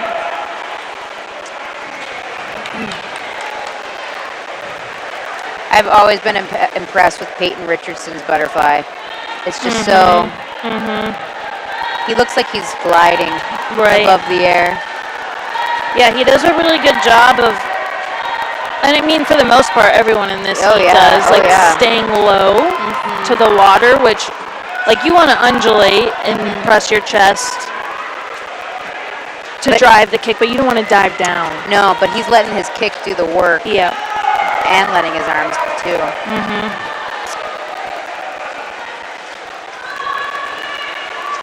Is that in lane 3, Aiden Carlson?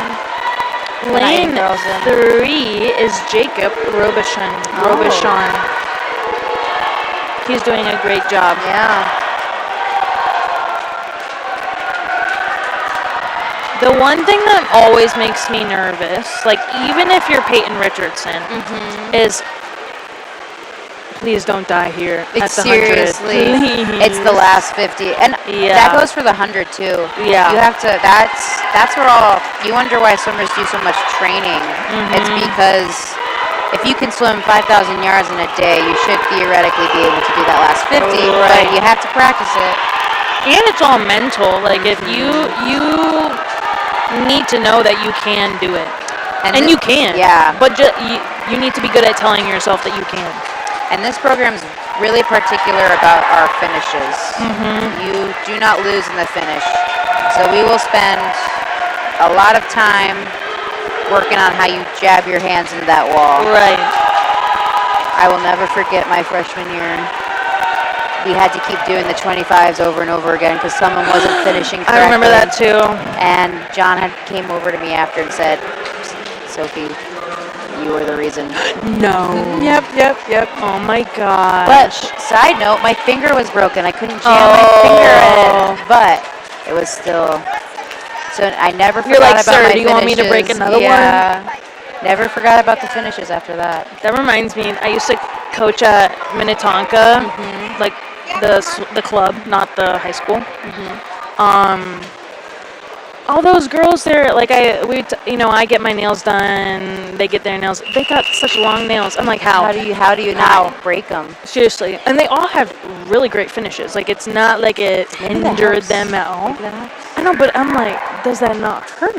How do you not break one? All right, we're on to the next event. This is the 50 free, so I gotta shut up and say some names here before they come back. This is heat 1 of 4 for the girls. Lane 2, Grayson Schmitz. Emily Anderson, lane 3. Lane 4, Lily Tedrick. Lane 5, Gracie Michalski. Lane 6, Sydney Prowse. Lane 7, Autumn Winchell.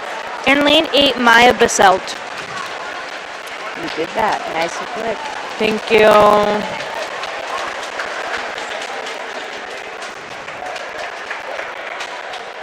You know, I never loved the 50.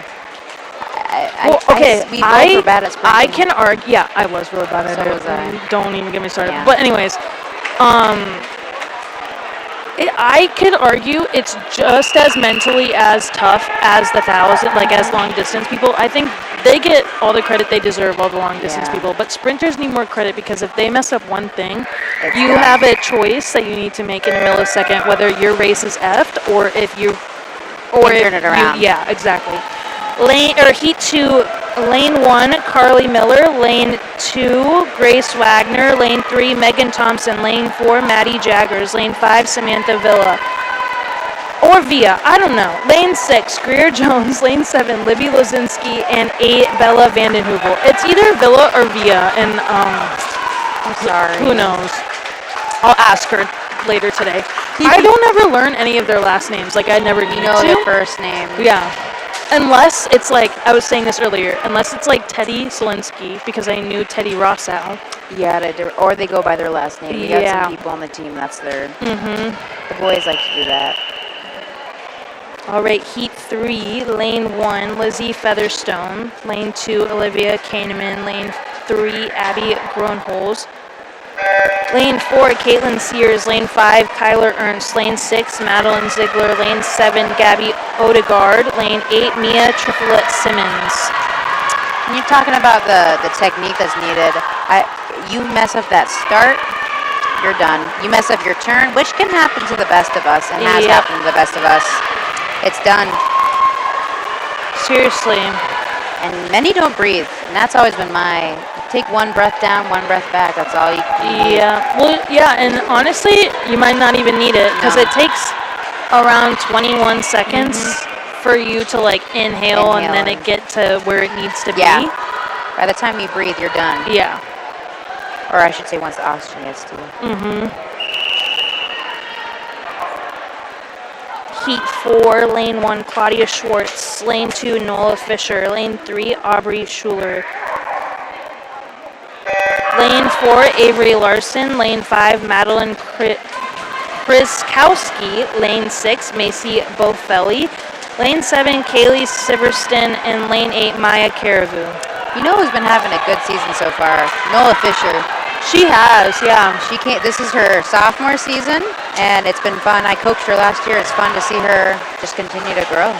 Is that interesting? Like, is it weird now being so invested, like being on the team, and then also like being on the coaching staff? Yeah. So being invested in a different way, and then now like being totally removed from it. I said this once, and I know it's like a bad thing to say, but it feels like when you smoke cigarettes and then you just stop all of it once and miss it. And then, yeah, like I said, I miss the smell of the chlorine. Yeah. Again, it's just the little things. Yeah. But I definitely miss, especially the freshmen I worked with last year. They were the best. It was my first year coaching, and they were all in. Yeah. So. Well, I feel like also, you know, when you swim with the first 3 classes, there's a little bit of a barrier for you to like work through. Yeah, it's probably we were way teammates, easier for you to connect with those people who you never had to swim with. And who's in this heat? Oh, thank you. Okay, there's 2 heats of this. This was Lane 2, Tring Hempstead. Lane 3, Mason Cote. Lane 4, Joe Rickert. Lane 5, Jack Weber. And 6, Luke Wang Ness. All right, we're on to Heat 2 of the 53. Lane 1, Will Sarkinen. Lane 2, Matthew Loy. Lane 3, Tyler Kaufman. Lane 4, Camden Barwick. Lane 5, Braden Ripken. Lane 6, Jacob Biscan. 7, Jake Christofferson. And 8, Jack. Oh my gosh, I know him too. 8, Charlie Simpson. It's hard when you're reading those names. And I will add quick side note to that last statement, though. Yeah. I will give props to the seniors last year. They were great. They let me lead when I needed to. Yeah. Everyone was great. It was funny being their coach. Changing the topic, can we talk about, and I'm sure people have always asked me this, so I feel like for parents watching and you watch your kids behind the blocks for 50-free, why do they slap themselves? What's your theory? Because I have my theories. Yeah. Well, it's to give themselves all hype. Yeah, exactly. Right. So I've actually talked to Braden about this, who, by the way, just went 22.05. Lane 4 from Stevens Point. It was a 21.83. Yeah, that was Cody Hellenbrand. I've been trying to talk to them a little bit more, and specific, not like I'm trying to change what they're doing. Like me and Braden just having a conversation of like, when you have 21 seconds to give it your all, what can we do that hypes us up behind the blocks without waste energy? So, like I said this with Jordan, so sorry to the people listening if you hear this again, but we've been learning like breath exercises, because a lot of times like you're jumping around. Okay, so this is what I've learned Being a yoga instructor? Being a yoga instructor. I am not an anatomy whatever person, but I've been doing yoga my whole life and specifically teaching for 4 years for athletes. Yeah. But according to like yoga, you do the movement, your breath responds to the movement, and then your nervous system responds to your breath. That's actually really interesting. So if we can cut out the step of like the movement part and just manipulate the breath to then manipulate our nervous system and save us some energy but still get our energy up, like. So you're saying you're telling your body time to lock in right now by doing that. Yeah, exactly. So yeah, we've been just learning some breath exercises, and I'm not saying like you should stop doing all this silly stuff behind the blocks. But I'm saying, like, here's another tool that maybe you can try out, and they have been doing even without me. And if it works out for them, then continue to do it, and if it doesn't, then I don't care. Well, and that's the part about college swimming that I think takes you the step from club and high school swimming is you are now at the point where you've been doing this for so long, and your technique's going to change, but you have to figure out the mental, you have to figure out the tiny things behind the block, what you're eating before. Well, because everyone's going to get the same practice in the pool. Everyone's going to get the same yoga instruction, whatever. But then whatever you do, like you just said, whatever you do on your own is what's going to set you apart. And that's, I feel like in the sport in the past, I'd say like 10 years, that's really been like the biggest the sports psychology, those rituals you have. I mean, I remember learning the lore about Bob Bowman and Michael Phelps. Bob Bowman would do a lot of stuff with Michael Phelps to get him, actually more of often just for the worst case scenario so he'd be fine. Right. He would like steal his luggage and stuff and kind of mess with his cap and goggles. Right. But what ended up happening was, I'll never forget, 2 Olympics ago, Michael Phelps' goggles snapped right behind the blocks in the relay, and that was the calmest man I have ever seen. Because he was about to step up too. So, or his two-fly I can't remember it, but I know what you're talking about. And the post-interview race was exactly what you just said. Like, well, they're like, wow, how you handled it so well, blah, blah, blah, blah, blah. And he's like, well, first of all, it's not until the last however many years that people are even swimming with goggles in the first place. Yeah, exactly. And second of all, what do you mean? I visualized this millions of times. I knew it. I knew in one instance, in one iteration of life, dimension, whatever. Multi-dimension theory. Yeah, my goggles were going to fall off. I was prepared because I knew it was going to happen at some point. And this program has been focusing on that too. They've been doing a really good job of preparing, not for these extremes. We're not doing what Bob Bowman's doing, but we are doing a lot of like breathing and yoga. No. But a lot of mental preparation goes into this now too, and that's what sets you apart, I think, as a college athlete. Yeah. So we're on a break now for how long? I think 5 minutes. 5 minutes. I'm not sure. Where are the divers today? They're at Mankato. They started at 1, 2, or 1 as well. And I looked on Meet Mobile, and I can't tell if mine's not loading or if they're not done yet. I don't think they're done yet. Yeah. And because I also don't know if they're doing both boards or one board or, I think they do both, but don't quote me. Yeah, we're sending our energy to the divers over there. Hi, Mom and Dad. My parents are listening right now. Oh my gosh, are they listening to us? Yeah, well, they're sitting over there. Yeah, came down for a break today to come watch you, all the amazing athletes.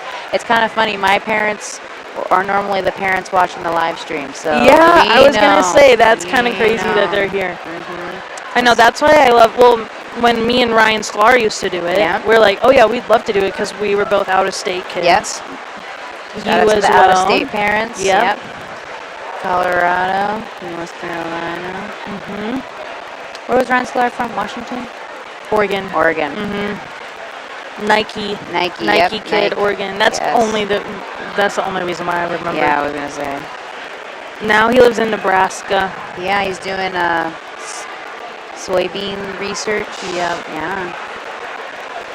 Getting paid to do it too. Yeah, he's getting his PhD and his job's paying him. And he's doing club swimming over there, and I know that because he swims with someone I used to swim with. Oh, really? The swimming world is always connected, folks. It seriously is. It seriously is.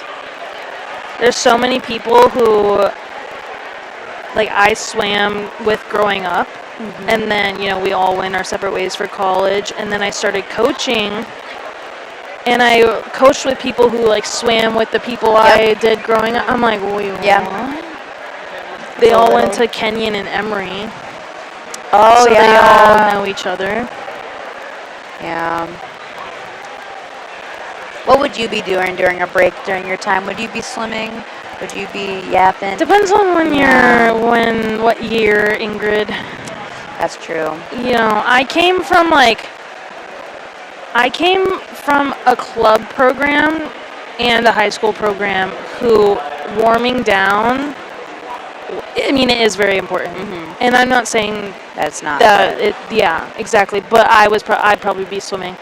And then I realized like my body health is just as important as my brain and me having fun. So talking to people and having fun on deck is important as well. So kind of more talking, I think, as it went along. No, I hated warming down, even though you're very much supposed to. Yeah. And then by the time my senior year came around, I was like, my body hurts a little too much. I need to cool down quite a bit more. Seriously. I remember being a freshman, and the seniors, when I was a freshman, they said something like along the lines of that. And I was like, you're only 4 years older than me. Exactly. Like, yeah. What do you mean? And you're not that much. Let me tell you, athletic trainer Troy became my best friend my senior year. Yeah. We were catching up. I was talking about applying to schools. He knew my whole life because I saw him almost every day. Yeah. I feel like, if you're not, once you stop, like, growing, just know you start deteriorating. Yeah. Which is power to Peyton doing his 5th year because I had the eligibility, but I couldn't do it. My body was done, which is why I got to coach instead, which is great. It is great. I'm around.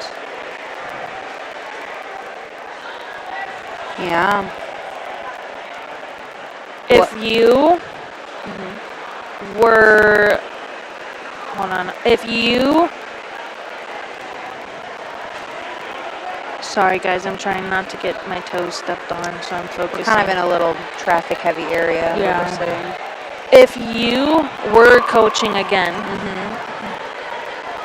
what's one piece of advice you'd give everybody for like the season? Like if you had to get up there right now and give like a pep talk. Well, obviously it depends on. I am not down on deck with them, so I don't know how they're feeling and doing.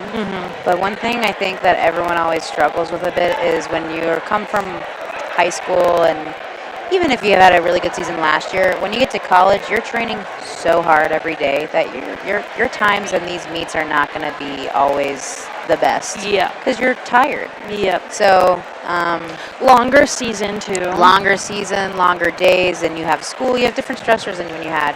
So I think if you can take every swim meet as something to work on, if nothing else, then you're getting something out of it, even if you're not doing the best or feeling the best that day. That's I think what I tell them.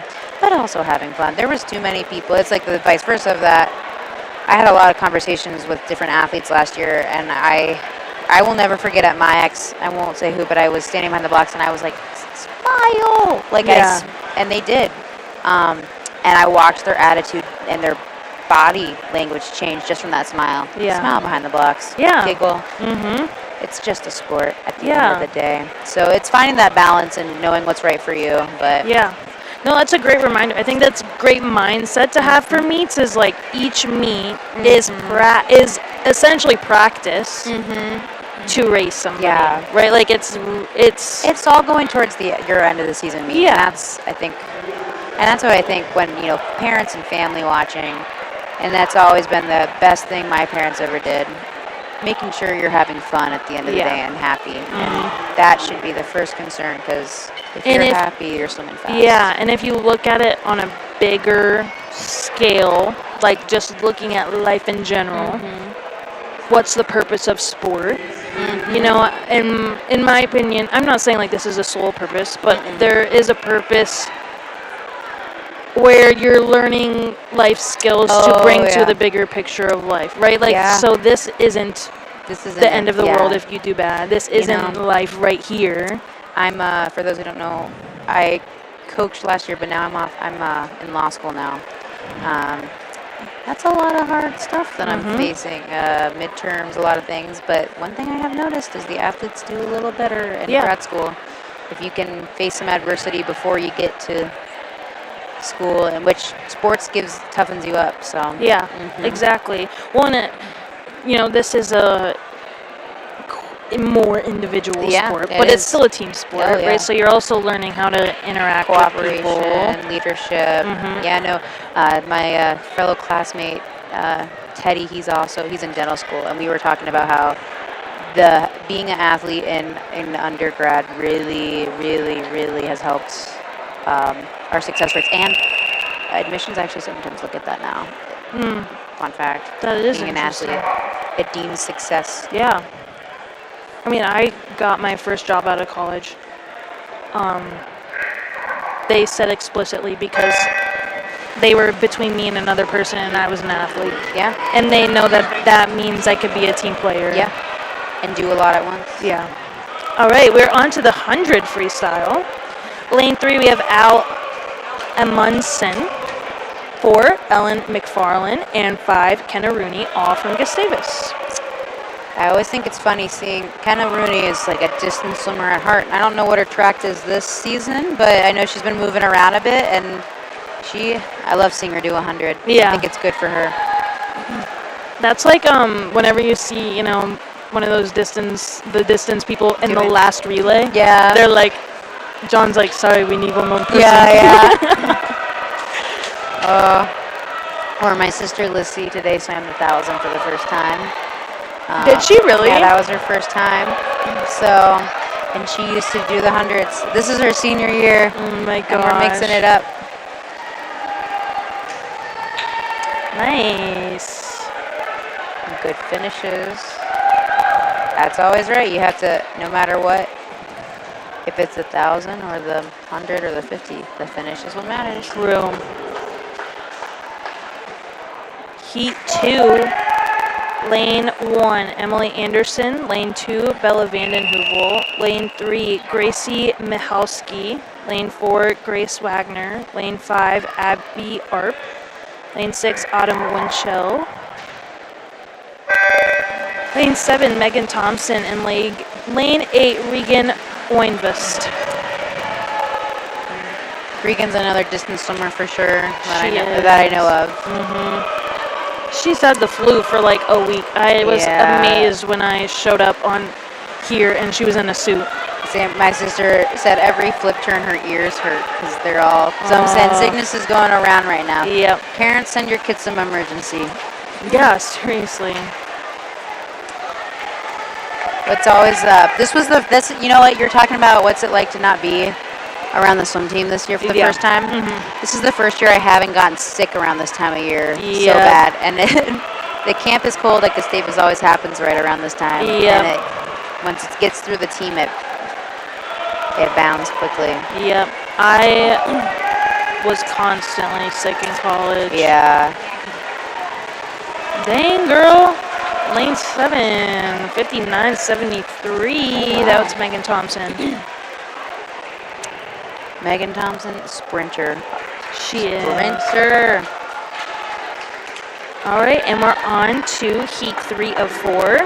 Lane 1, Greer Jones. Lane 2, Madeline Ziegler. Lane 3, Paige Anderson. 4, Olivia Seward. 5, Hannah Boyce. 6, Caitlin Otto. 7, Olivia Kahneman. And 8, Lissy Artley. Aww.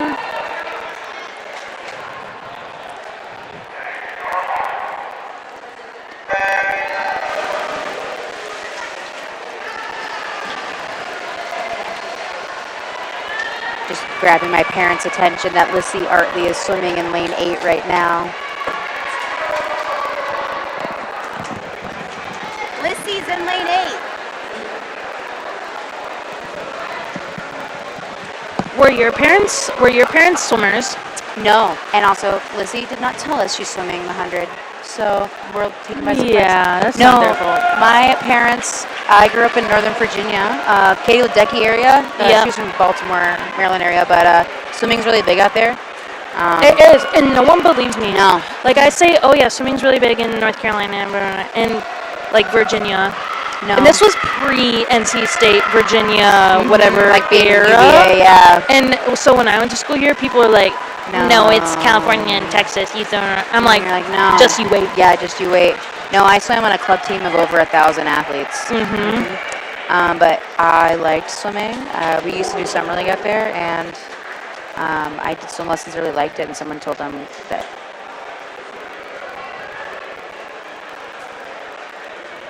So, yeah, I remember asking them, when can I do swim team? And they got into it. My dad became an official. Like, they have been. They're all in. Yeah. All right, we have heat 4 of 4. Lane 1, Ava Reich. 2, Caitlin Sears. 3, Colby Schendel. 4, Sydney Pippert. 5, Olivia Hadoba. 6, Maya Caravu. 7, Teresa Gatti. And 8, Hannah Rousey. Yeah, so all the parents of swimmers know. And then your kid swims the event, you have to catch it, and then you get to go home or go back. Yeah. That's why the live stream, honestly, sometimes is the better move. The what? The live stream is a good move for these kind of things. That's what It's I've like been hot doing. in here Oh, and yeah. other stuff. Yeah. This is my first time on this end of it. Oh, like up here? Yeah, because last year's on deck. True. So. Very, very, very true. Yeah. Were your parents swimmers, Ingrid? No. No. My dad swam, but like. But your parents went to Gustavus. Yeah, my dad's from St. Peter, Yes. too. Like, small town. Very, like, you swim, but like. Yeah, you do every he wasn't sport a swimmer. too. You do everything. Yeah, exactly. So, I mean, honestly, I was really grateful for that because I saw, like, my brother go to football practice. And, like, my dad, he's just trying to be helpful. He can't help but be like, you should do this differently, whatever. So I loved swimming because, like, even if my parents came, great. But they didn't know what was going on. Yeah. And I loved having, like, the separation of, like, them still supporting me, but there not was coaching no you. swim talk outside of the pool. Yeah. And who's in this heat? This is heat 1 of 3 for the 100 freestyle. Lane 3, Fred Myers. Lane 4, John Rowan. And 5, Jimmy Friedrichs. We still need to ask him. Those sound like rock star or like celebrity names. It honestly, yeah. Yeah. And that's their name, like Fred. His full name is Frederick, and Jonathan instead of John. I shortened it too. Yeah. Yeah. I also got into swimming though because of summer league. Yeah. That's like a big East Coast thing. And then I joined club to get better at summer league. Yep. And then we moved to Colorado when I was 12, and they don't. If you do summer league there, you can't do club. Interesting. So I had to give that up. And summer league's not really that big out there. Yeah. I mean, Colorado has like, my school district had 1 pool. We don't have a lot of water out there.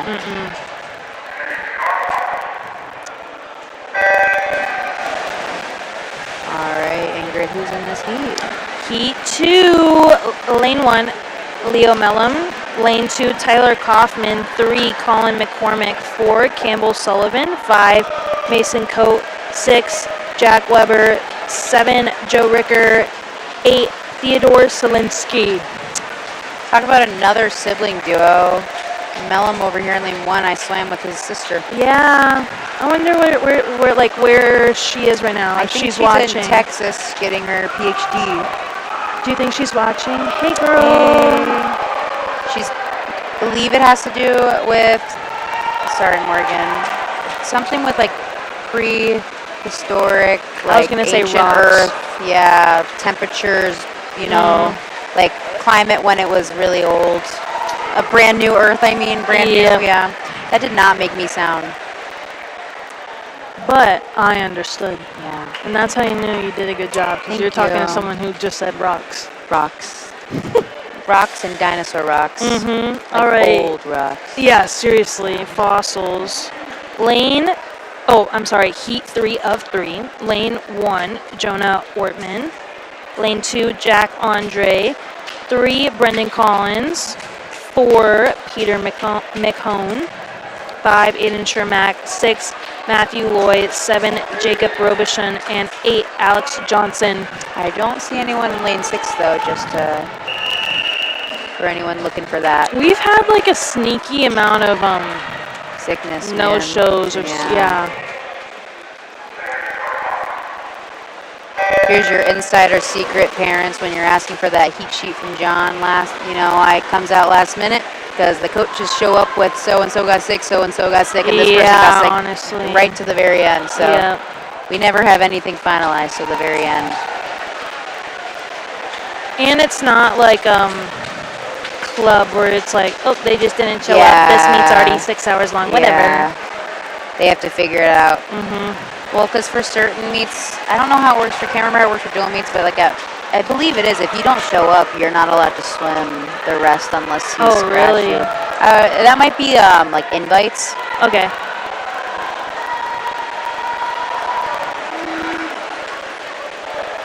Some fast arms, getting to the finish. Strong finishes. Nice. Can tell John's been working on that with them as they're looking good. People are looking good and speedy today. I know. Just coming out of fall break practices too. I heard those were a doozy. That was training trip, but no trip. Yeah. That was like they went X Games mode. Well, because fall break traditionally has only been like 3 days. So you don't have much to do, but it's extended now, isn't it? Yeah, it's a whole week. Wow. And so the only it's like, Christmas break. Yeah. And everything else, the only people on campus were athletes. All they did was swim, lift, swim. And then they had their like team bonding events as well. Oh, I bet they're sick of each other now. No, and then it was kind of cute because they were like, yeah, I think they were like actually really closer. Aww. So it was kind of cute. All right, who's swimming over here? This is the 200 backstroke, and there's one heat for the women. Lane 1, Kendall Copper-Smith. Lane 2, Hannah Sherwinski. Lane 3, Eloise Cooper. Lane 4, Abby Groenholz. 5, Nora Natis. 6, Summer Kraus.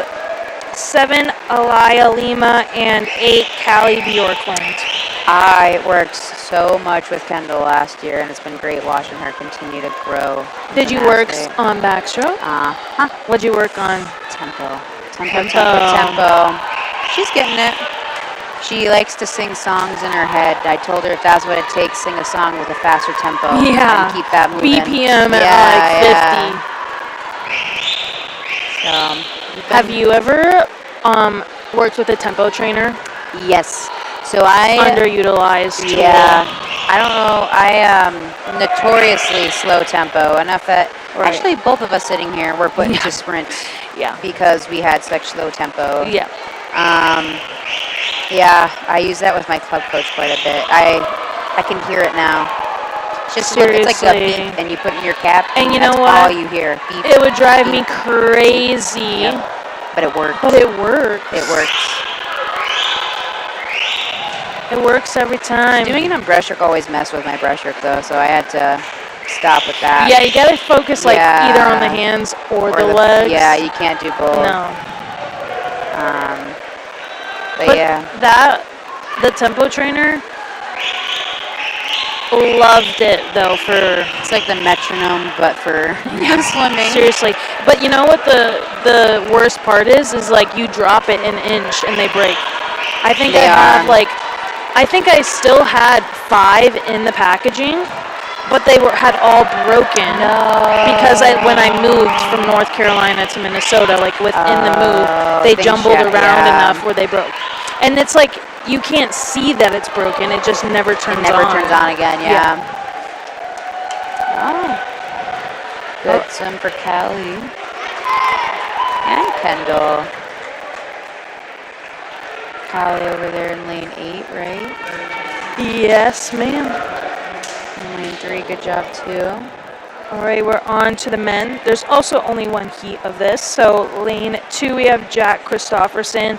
3, Ben Kell. 4, Cody Hellenbrand. 5, Jack Riley. 6, Scott Jen.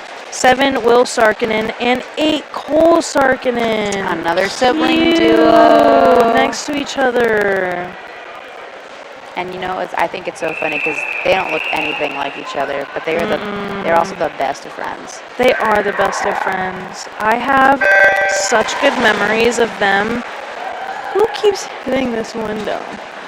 Of them as campers when I was like 18 years old coaching swim camp here, and they were campers, and they're just sweethearts. There's a lot of athletes on this team and who did swim camps, like have been since they were as old as you could be or as young as you can be to get into the camps doing it, and then that's how they knew they wanted to come here. Yeah.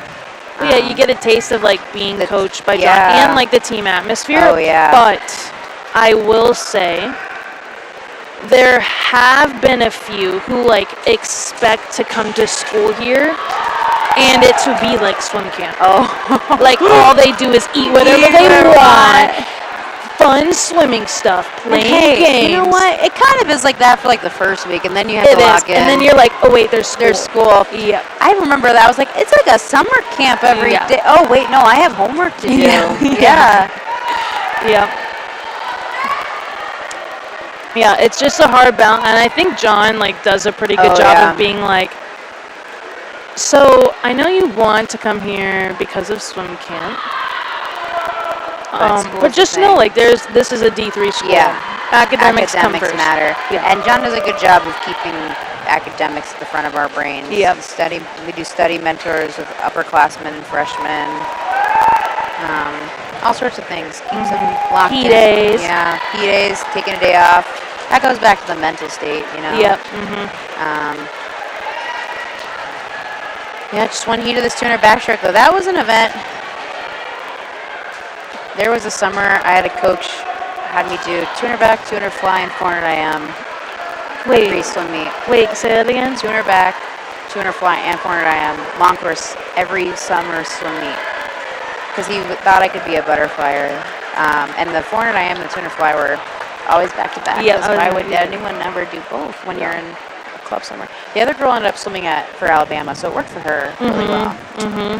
Not for me. Some good times.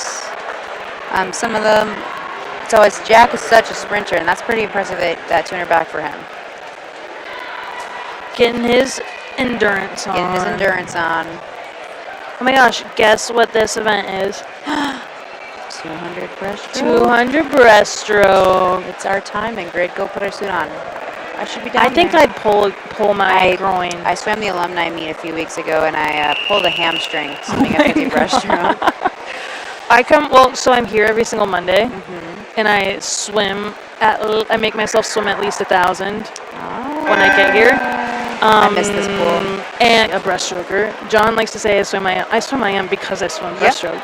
I can't do breaststroke anymore. Yeah, no, I can't do, like, it hurt, like, my groin. My back hurts. And I'm like, there's no point in doing it if I can't do it right. Like, that's the mindset I have. Breaststrokers are particularly picky about how they Right. I swim with Teddy Johnson every Friday. Oh, really? Where? Class. At the U of M, not the big pool. They have a tiny pool. It's like an older, Is it in the same facility? Yeah, it's like hidden. Okay. It's a little dark hole. It's funny, actually. Well, we see some MIAC swimmers there, funny. who are also in grad school now. Let me see the names real quick. Yeah. Lane 2, Reese Bro. Lane 3, Samantha Olson. 4, Ursula Bader. 5, Maya Baselt. 6, Northis. 7, Caitlin DeSoto. Sam's another swimmer. I worked at the BIT. She was a freshman last year. She was someone fun to watch her kind of come into her place here and just get more and more confident.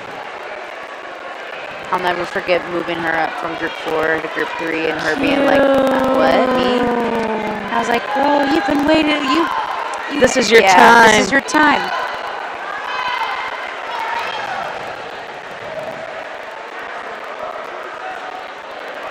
Yeah, 200 breaststroke. always harder than it looks. I remember reading a Swim Slam article. Oh, what was that other magazine called? The swimming magazine. Swimming World? Yeah, no, not Swimming World. USA Swimming had it. Yeah, I know what you're talking about, though. My dad wrote an article once. But anyways, that's not a thing anymore, though, is it? No, I don't think so. But they wrote an article about rating the hardest races to swim, and they ranked the 200 breaststroke the hardest event. And I think every butterflyer was really upset from that. But I think it was the underrated fact of the breaststroke. It gets hard. And if you're doing it right, the underwaters, like you should be underwater for majority. Yeah. And it's such a mental game. It is, yeah. Breaststrokers, I feel like, are always particularly the most in their head, and that just might be because I was always in my head on that. But I feel like for breaststroke, it's so hard because it feels good like maybe 4 days out of your year where you're actually like, this feels how it's supposed to feel. Exactly. Ursula's doing really well today. She is. She's the past, like, the first meet and this meet, she's done really, really well. Good for Ursula. That's a 2:40.99. That's a good time. That is a good time. Let's see who's in the next heat. All right, heat 2 of 2. Lane 1, Sydney Browse. Lane 2, Jaden Hill. Lane 3, Hadley Wartner. Lane 4, Savannah Acker. Lane 5, Lindsay Sunby. Lane 6, Abby Ishaug. 7, Mimi Trinary. And 8, Carolyn Powell.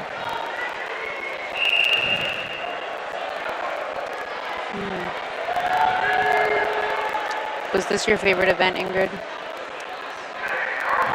Depends. Yeah, it depends. I think I loved it, then I hated it, and then I loved it again. I loved it at the end of the season. Tapered. Yeah. Oh, swimming 200 brush and tech suit is the best feeling in the world.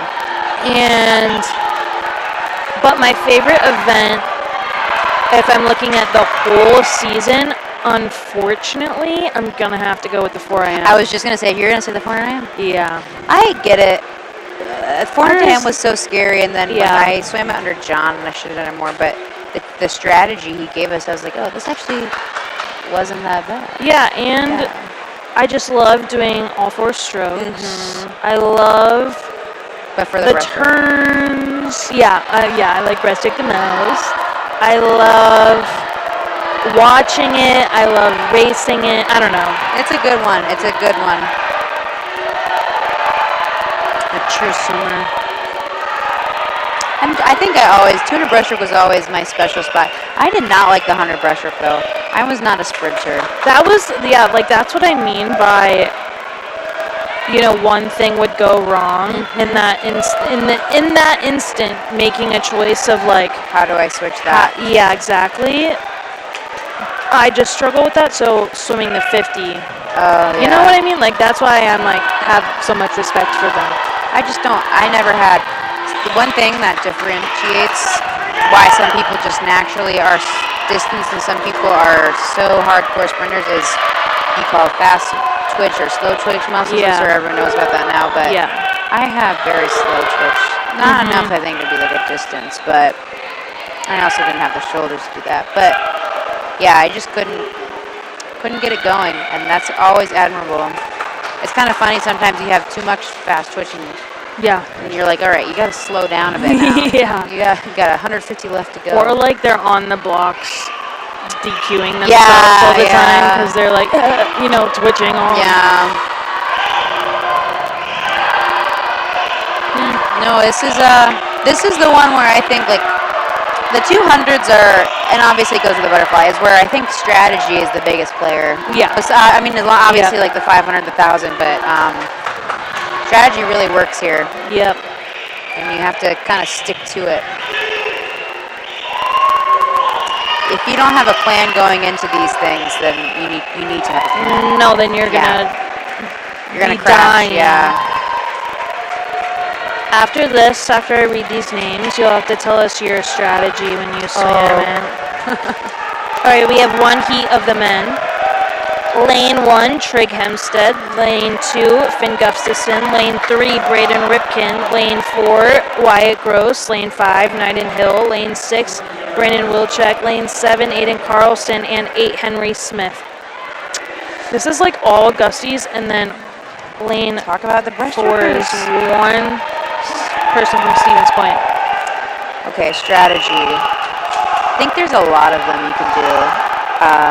But like, what did you do? Yeah. Let them start first. Wait for the start. I messed around with it towards the end, but I kind of took the first 50 to kind of settle into my pace. So I do like a fast first stroke and then build into that first 50. Second 50, kind of continue that. Third 50, go ham. And fourth 50, whatever you have left. Right. I always swam. Shout out to Julia Godowski. We would swim against always next to each other. She would do it the other way and save it to the last 50, and then I always got out touch with her. Some people do a build by 25. That's what I especially did, for breaststroke. For breaststroke, because that tempo is all about that. Yep. It's a little different, I think. For like the backstroke, you don't want to do that. No. Or freestyle. Well, and for me, it was like my turns were so slow. Speaking of the lack of fast twitch, whatever. So bringing as much speed and like bouncing off the wall was like there was multiple things being affected by building each 25. And I always put it on that third 50 because the third 50 is where people start to really tire out. So right. if you can maintain and get going on that, but third 50 is always the time to lock in. So I know that Kieran is watching and Lucy. So shout out to you. But also, I just have to say this: no, Braden's not doing any pullouts. As his former coach, I'm going to stay silent on that. I'm just wondering if John told him to, or if that was like a, you know what I mean? Braden is unique in that he does not like to do underwaters, and it somehow works for him sometimes.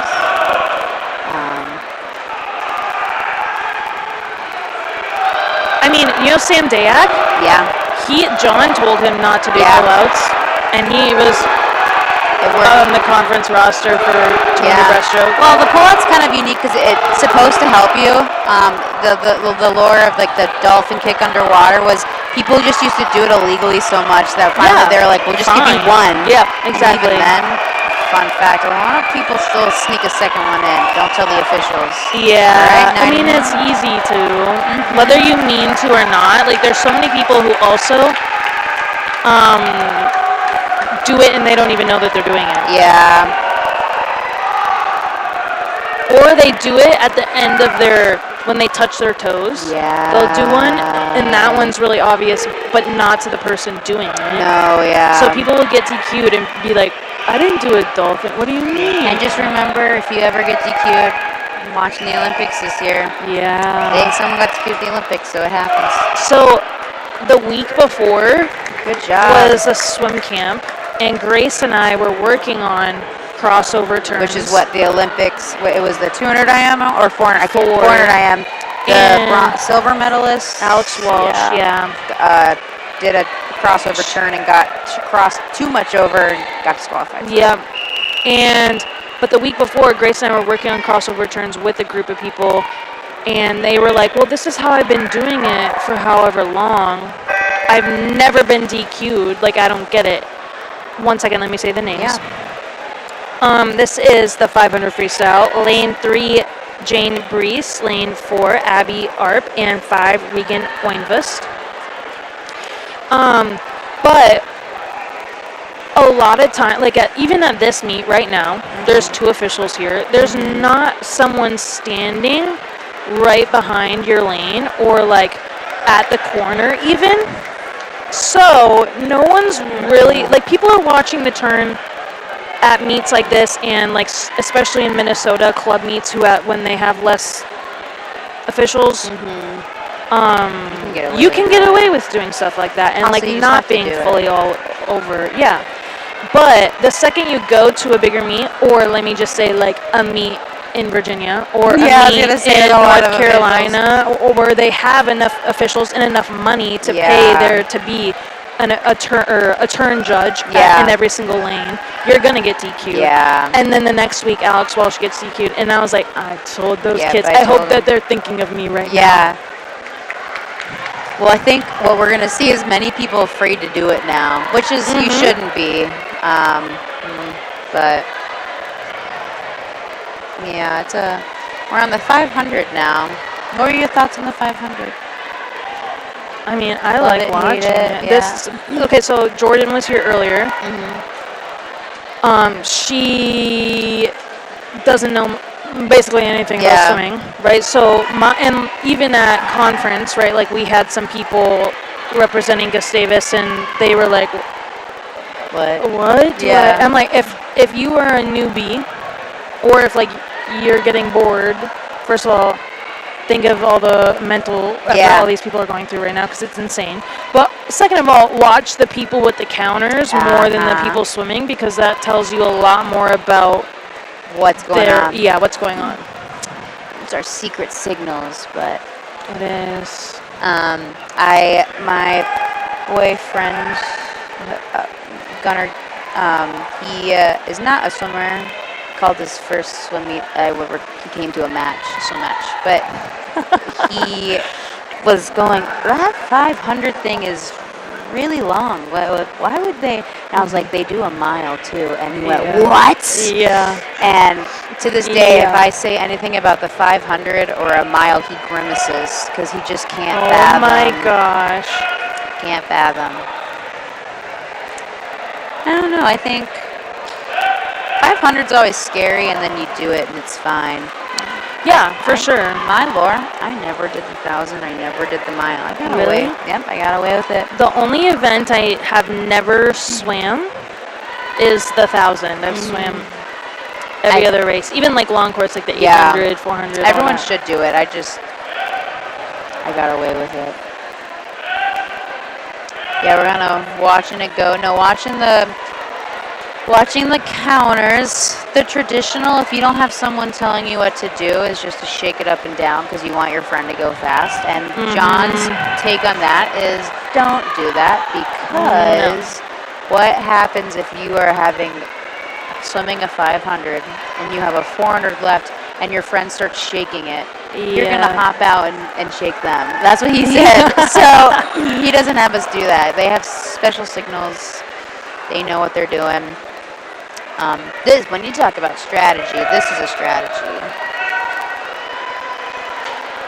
And I think the hardest thing about the 500 and the mile is trusting, especially the longer distance you get, trusting that the person next to you might take go fast right now. Yeah. You have to do your own thing. You cannot base it on the person next to you, because if they'll die and you'll come after them later. You have to trust your own strategy 100% and not worry about those around you.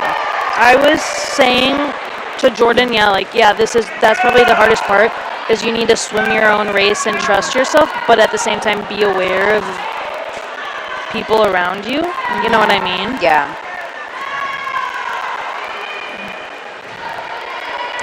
So no, that's a discipline thing that takes time. That's how often people learn it is they don't do that, and then they die. So yeah.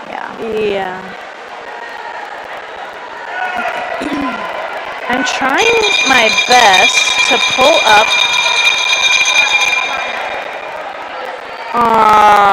Gusty Soccer. Yeah, they lost 3-2. That's too bad. Shout out to Gustavus Soccer. St. Olaf. We'll just have to make it up for them when we swim against them in a few weeks. When is that meet, by the way? Next weekend. Away? Here.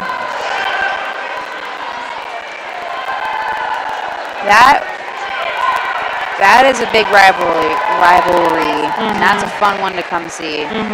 That's a fun one to be as an athlete.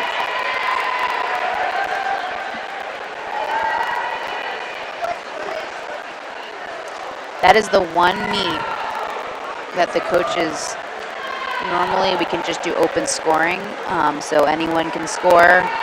The coaches have to both decide on both ends, especially on our end where we have so many athletes, who's swimming a heat that can score. Yep. And so sometimes I think that's the team's first exposure to the hard, long process of, MIAC rosters and things like that. Right. But it's also just a fun way to. It's fun for the coaches, I think. It's hard for the coaches, but it's fun because you have to bet on. Yeah, exactly. Yeah. They take it seriously. It's a fun rivalry. And I feel like that's where you see their expertise, their, like, why Not they choking are under- a coach. Yeah. Like, sure, you can, a part of coaching is coaching people to get better, but a part of coaching is also the lineup. Yeah. That's a hard thing to do. This is, let me find it real quick. Well, I know who's in lane 1. I'm so confused right now. 500. Oh, I haven't flipped the page. That'll get you. Yeah, well, lane 2 Yeah. is Lissy R.A. That's my sister. Lane 3, Emerson Buckley. Lane 4, Lily Heine. Lane 5, Maddie Jaggers. Lane 6, Grayson Schmitz. Lane 7, Ellie Johnson. Oh my gosh, we have the siblings. Sibling duos. I like the Mankato pink caps they have. That's a good way. If you're a parent watching the live stream, that is a way to find your kid. Yeah, true. My club team growing up, bright yellow caps. Yep, my Love club that. team was neon orange and green colors. Yep. Machine Aquatics. One thing that's really fun about when you swim like the 400 IM and then you do the 200 IM, you're like, I can do the 200 IM, but just the 400 IM. Like, this is easy now. A bunch of them I know just swim the 1,000, so they're feeling fine right now. Exactly. If not a little tired, they're not going to have to swim as long. Exactly. Just looking for the red. I got really stressed because I thought the 500 was first. So I was like, why isn't she showing the red card? Turns out they had another 500. That was my bad. No, I was expecting the 500 as well. I forget that this is like the longer meets, more events, longer events. No.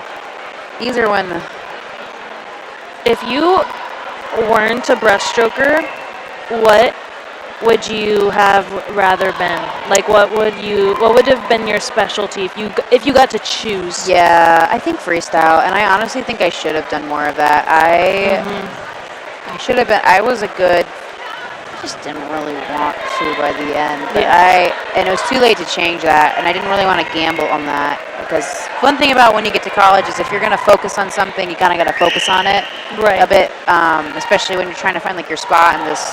So I didn't want to. I should have done the 500 more. That's just how my tempo, my speed. Yep. What about you?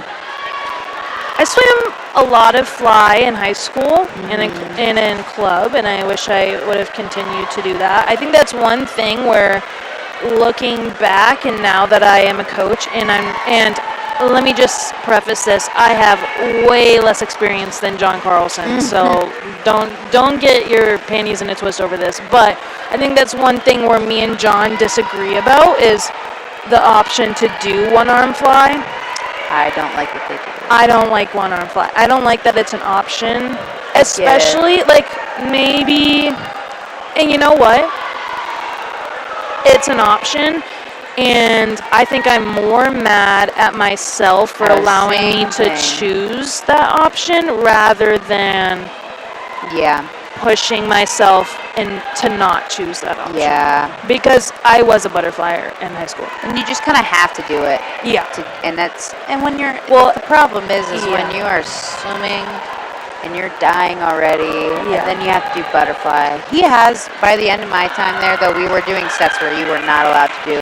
Okay, yeah. So there are times, I think he's more of, if we're doing like a long set where there's a little bit of IM mixed in there, and someone's dying, like beyond where they should be, because there are goals for, how hard you should be working. To not send them over the edge. Yeah. You can do a bit, but that's not everyone does it. So Yep. we're starting to get towards the end of the 500. Just at like almost 100 left for lane 5. You know, nothing satisfies me more than when the center lanes are like in front and it makes the V out. Right. You know, Yeah. it's like that's how it's supposed Correct to be. seating. Yeah. Yep. I enjoy that. Another thing, not just going back to butterfly, but not just about butterfly.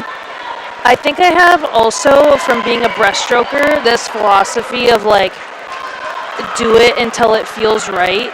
And, you know, you can get feedback from a coach, you can get whatever.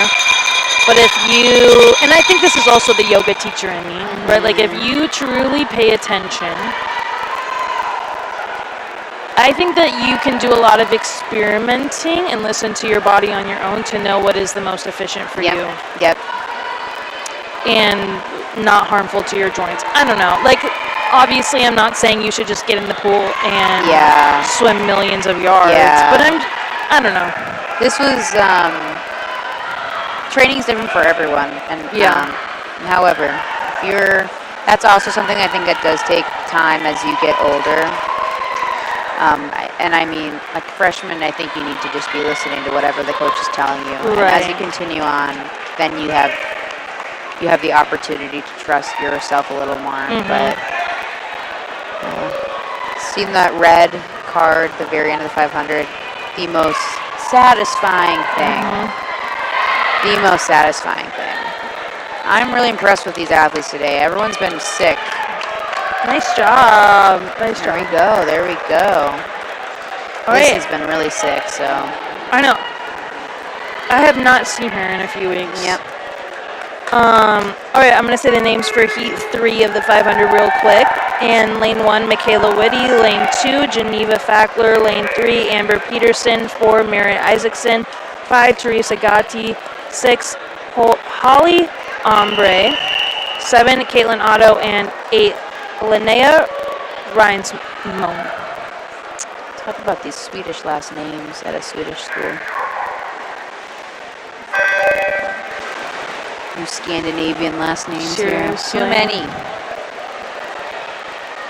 Including my own. I was going to say, I've never met an Ingrid till I came to Minnesota, and now I know 3. The people who I met were Ingrids before Gustavus. Yeah. Were Latina. Really? And I only met like 2 of them. Yeah, I've never met. And then I came here, and then there was a million people who had the same name as me and looked like me. I shouldn't say a million. There was 7 of us. Yeah, that's more than when I would tell my friends about my parents about my friends I was making, and I'd be like, you know, on the phone with them, like, which friend are you talking about? The blonde one. Which blonde one? Because there's just you Scandinavians are everywhere here. Yeah. And so all you Johnsons and Ingrids and Andersons. Nelsons. Ericksons. Yeah. Anything with a son. Because isn't S-O-N Norwegian and S-E-N? I think it's reversed. So S-E-N is Norwegian, S-O-N is Swedish. Will you do me a favor? Will you hand me my water bottle? Absolutely. Oh, my highlighter. Yeah, I got one good thing about swimming is you can get work done. I brought all my homework to do today. I also brought my laptop and camera and to do my job, and then I found out I was doing this. So I was like, okay. Yep. No cool pictures today. No pictures. Sorry, everyone. I wish we had Ingrid doing that when I was an athlete, because these kids The are getting funny some thing is good that photos. you did your senior year. Yeah. But I've been gotten so much better at it. Yeah. You know what I mean? Yeah, no, Ingrid, you have been watching their social medias, and if you're not following them, you should. It's a good way to keep track of your kids and see what they're doing, and Ingrid's coming up with so many fun videos and ideas and photos. True, but also, let me put a disclaimer out there. Okay, disclaimer. Been getting a lot of feedback, not a lot, some feedback about, like, my kids not in it first of all, there's 100 people. Some of these kids don't want to be Yeah, in and it. I was going to say, majority of the people are not comfortable with the amount of camera shoving in the face that I need to do. So it's kind of like this first few months, I guess, have been about like learning, you know, who responds well. Like as long the freshmen, everyone else I kind of know. Yeah, and that's fair. And they honestly will become, I think, more comfortable with it. They're still, For sure. This is finally the time where these freshmen are, and I can see it on deck. They're finally becoming comfortable. They know the cheers, you know, they know the process. They're starting to feel in their element here, which is also fun. That was what was fun about coaching last year. Yeah. Working with the freshmen. No. Well, that's like my favorite part about coaching anything. Yeah, is, you know, I love coaching swim camps because they're a lot of fun, but I love coaching club something where I can be there the whole season a little bit more because, yeah, you get to see the breakthroughs, the growth, or get to know them more personally, you know? It's just fun.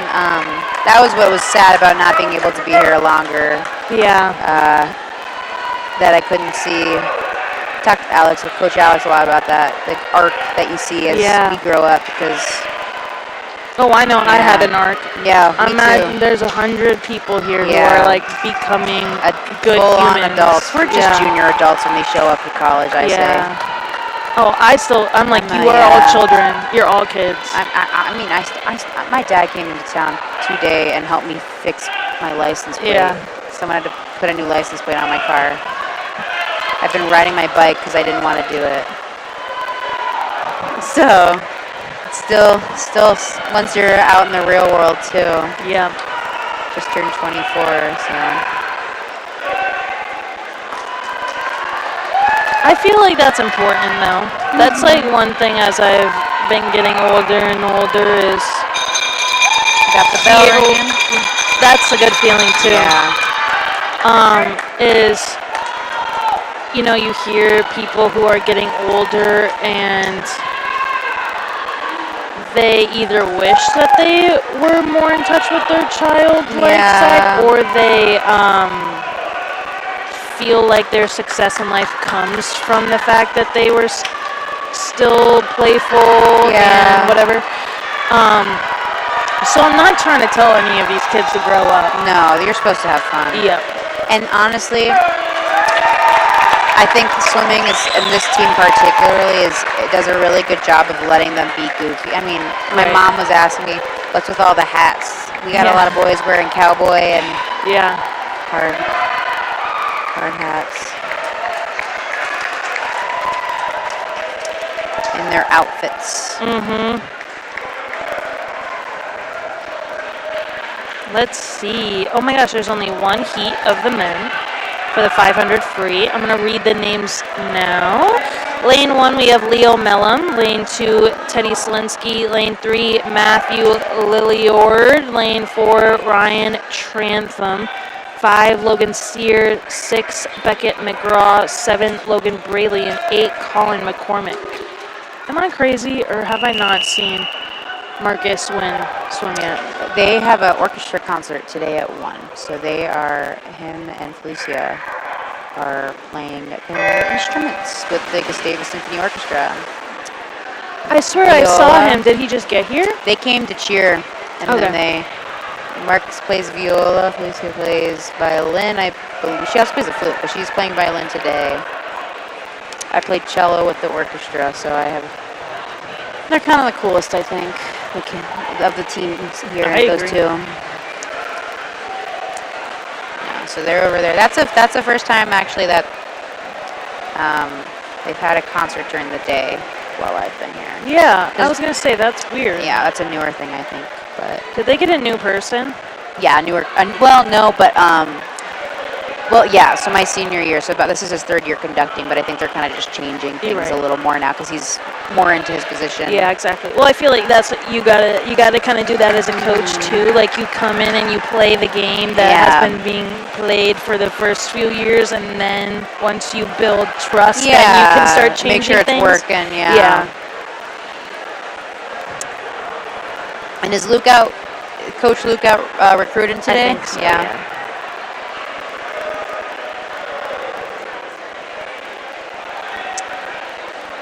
You know what my favorite number to see on that card actually was 15 or 17. So maybe even the 13. Because you're close. Because you knew you're getting close. When I see 9, I'm like, well, yeah, when you get to double digits. Yeah. You know. But even then, I need like a 15. That's Yeah, when I know yeah. it's almost done. You're ready to finish it up.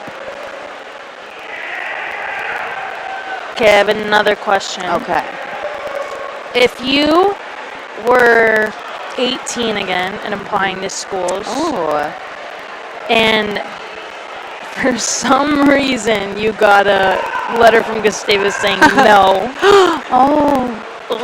but then the perk is that you get to choose another MIAC school to go to. Which one would you choose? Oh, okay. That's a hard question for me because this was the only school I looked at in Minnesota because my parents were both from the military, so I had a GI Bill. So I was looking at schools that were good for the GI Bill, which I looked across the country. Yeah. I think I'd look at McAllister. Yeah. Now I live in the cities now, and I have some friends that went there. And it's a really pretty campus and a really pretty pool. So yeah. Honestly, I would probably say the same thing. Yeah. I toured both Carleton and St. Olaf. Really? And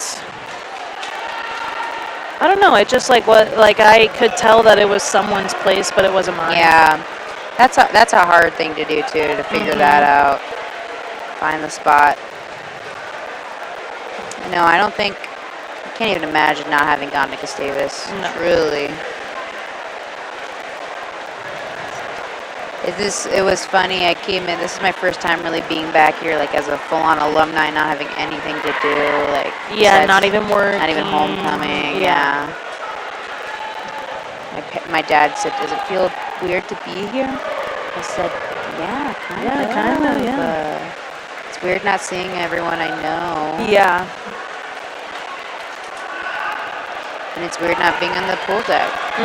But hey, I'll still be watching and I guess showing up. I didn't know I was gonna be yapping today too, but I'm a certified yapper, so yeah, here I am. Both of us are. Yeah. Certified. Yeah, I'm happy you scooched over here. Yeah. Imagine me by myself here right now. Well, you know what I was gonna be doing instead? Reading a textbook. Yeah. So no, we have time to do that. Not really, but we do. You can do it on the drive back. Or did you drive? I drove, but no. I'll do it. Yeah. We got law school right now, so it's just all reading. Yeah, I can't imagine. Somehow I can't either, and I'm still doing it. Yeah. But, you know, it's funny. There's so many Gusties here who end up going to grad school. Yeah. Well, I think that, like, when I would give tours, like I gave you your tour. Ingrid did give me my tour, fun fact. Her hair was purple at the time. Yeah, it was is purple. the reason I came here. I think this is a full circle moment. It is a full circle always moment. But that's funny, like, when someone in your law program texted me, like, do you know Sophie? And I was like, which one? it always comes back to you. Like, you know what I mean? They asked about me? They said, do you know Sophie? And I was like, I'll talk about this later because I didn't know. Yeah, we'll talk about it later. Yeah. But anyways, like a big thing when I was giving tours is obviously like parents asking that question is like, this is a liberal arts school, right? So, and this person that I'm like, this instance I'm thinking of, this person was specifically interested in physics, engineering, whatever. The biggest perk of getting a physics degree versus an engineering degree is if you already have plans that you're going to need to continue to go to school after this, you might as well get a breadth of information before you narrow it down. Yeah, where keep it wide. Yeah, where that's the pro is like if you know you're going to have to get your master's or you know you're going to have to get a PhD to continue to do what you want to do, then you might as well start here and get a good base. Because here's the other take too, and I was a tour guide too, so no one knows what they want to do fully when they are 18. I mean, you don't know when you're 23 either. You don't know when you're 26. I'm about to turn 27. I don't know. I just turned 24. All right, who we got? We're on the 100 fly. Ooh. This is, oh my gosh, we're almost done. This is crazy. Okay. Heat 1 of 3, lane 1, Autumn Winchell, lane 2, Ursula Bader, lane 3, Kendall Coppersmith, lane 4, Lizzie Featherstone, lane 5, Megan Thompson, lane 6, Mia Trifolette Simmons, lane 7, Kaylin DeSoto, and 8, Al Amundsen. But so when I applied to grad school, or to law school, I ended up leaving Gustavus with 3 degrees, which is solely because of the liberal arts aspect of this. I could do it,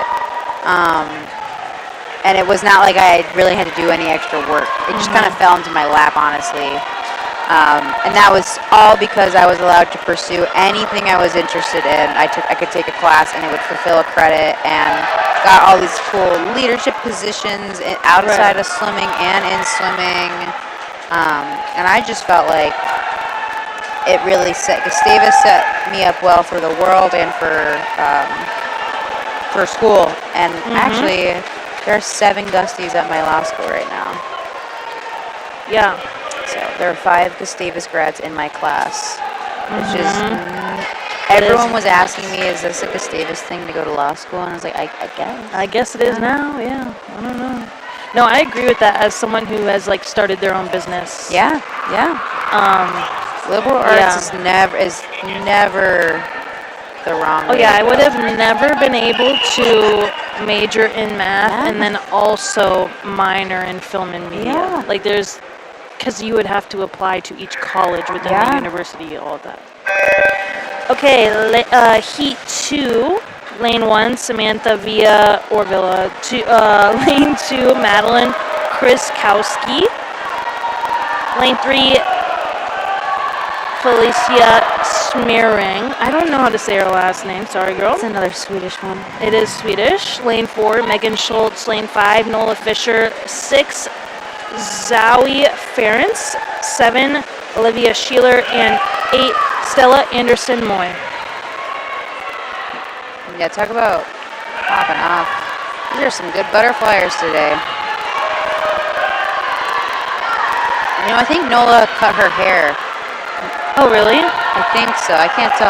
Nola Fisher, has the most beautiful long hair, but a lot of it. I think she might have cut it a bit. So there's not as much in her swim cap. All right, this is when you don't die. Don't die to the finish. Finish strong. There you go. Everyone looks strong into those finishes. That was good. Yeah. That's the hardest. That last 25 100 butterflies. Killer. All right, heat 3. Lane 1, Maddie Magel. Lane 2, Greta Hansen. Lane 3, Teresa Collingwood. 4, Claudia Schwartz. 5, Avery Larson. 6, Elise Mishmash. 7, Maddie Whitty. And 8, Alaya Lima.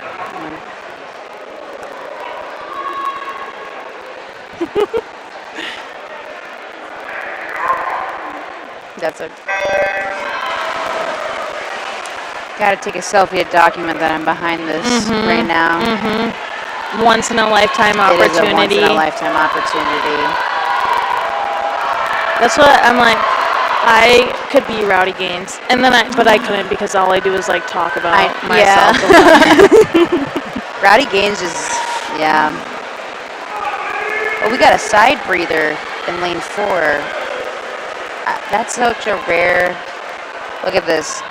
Yeah. It's you can do it, and if it works for you, it works for you. Yeah. It's very rare to do. Well, yeah, I feel like your timing has to be like you can only do it if she's moving her head so quickly to the side, back, and early in the stroke. Yeah, it works for her.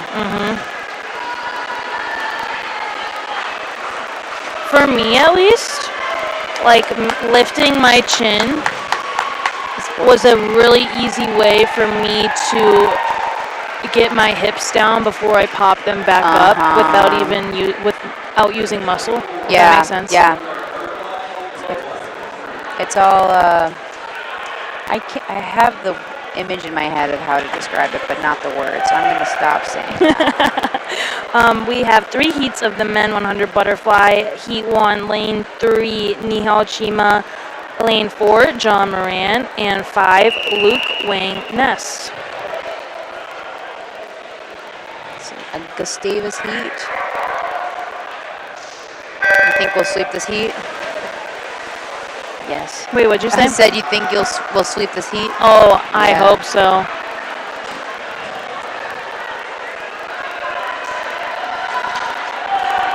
How does the freshman class do in this year, you think, Ingrid, since you've gotten to work with them? I think pretty good. Good. I mean, I've only ever... So I'm like playing a hard balance, right, of being here one day a week. So, you know, right now, this whole beginning of the season, I've kind of built trust. And the kids who, like, I work swim camp with, They know you. they know me and they know that how I coach swimming. So, like, giving them feedback isn't a problem because I think I've established the fact that I know what I'm talking about. I've been coaching for 8 years or whatever. But some of the newer ones, it's like the social media girl and the yoga teacher, like building trust before I give them feedback in the pool is kind of what's been the thing with them. That's a good way to do it, yeah. Well, yeah, I just don't want to be like, here's a thing you could work on, and it's like, what do you know, lady? You know? Yeah. What do you know, lady? Yeah, what are you talking about? However, I will say, all these athletes are all so hungry for feedback, and I think that's a testament to them. Right. And I think I try to phrase everything as like, you know, I think Alex has a lot. Okay, hold on. Let me say the names. Heat 2, lane 1, Matthew Vervest. Lane 2, Jonah Ortman. Lane 3, Alex Johnson. 4, Spencer Gross. 5, Joe Rickers. 6, Dave Anderson. 7, Aiden Carlson. And 8, Marcus Wynn. I think Luke has very similar coaching style to John. I think Alex has very similar coaching style when it comes to technique. Maybe not like writing practices. You know, I've worked with Grace, who's literally John's daughter. Other people who have coached here have also been coached by John. We all kind of learn how to do it. Yeah, and they all kind of have the same coaching styles.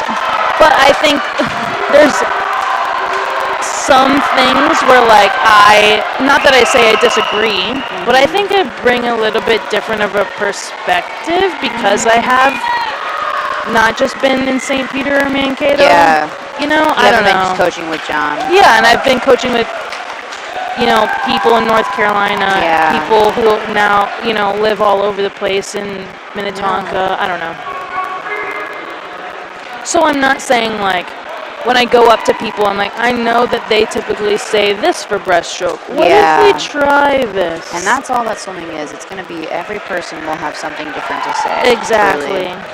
Especially, I was saying this to Jordan, like, up until very recently, there has been zero research done on swimming, and there still is barely any research done on taper itself.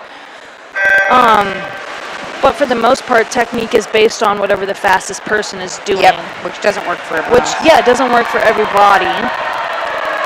And thank you.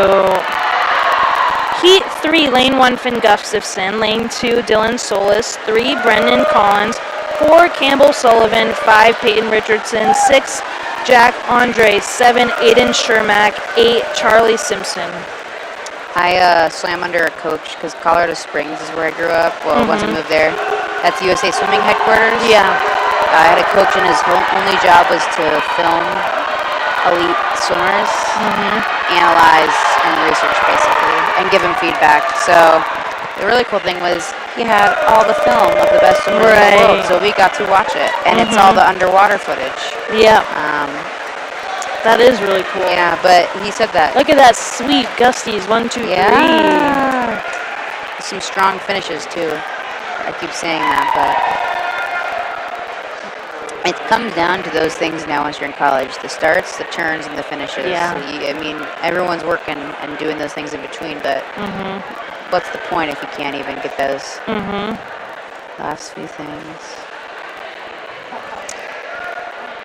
All right, are we going for another break and then? Yes, we are. And then 4 Almost a.m. done.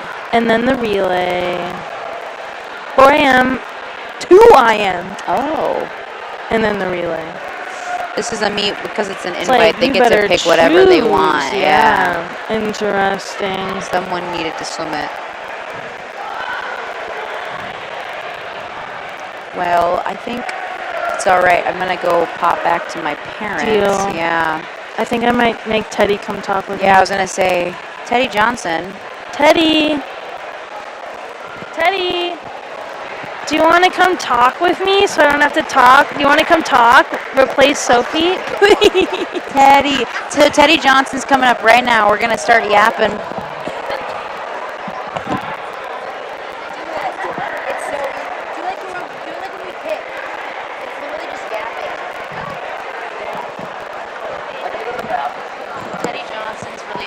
Guys, send me a text if you want Teddy Johnson to talk. He's going to go to the bathroom because he's avoiding.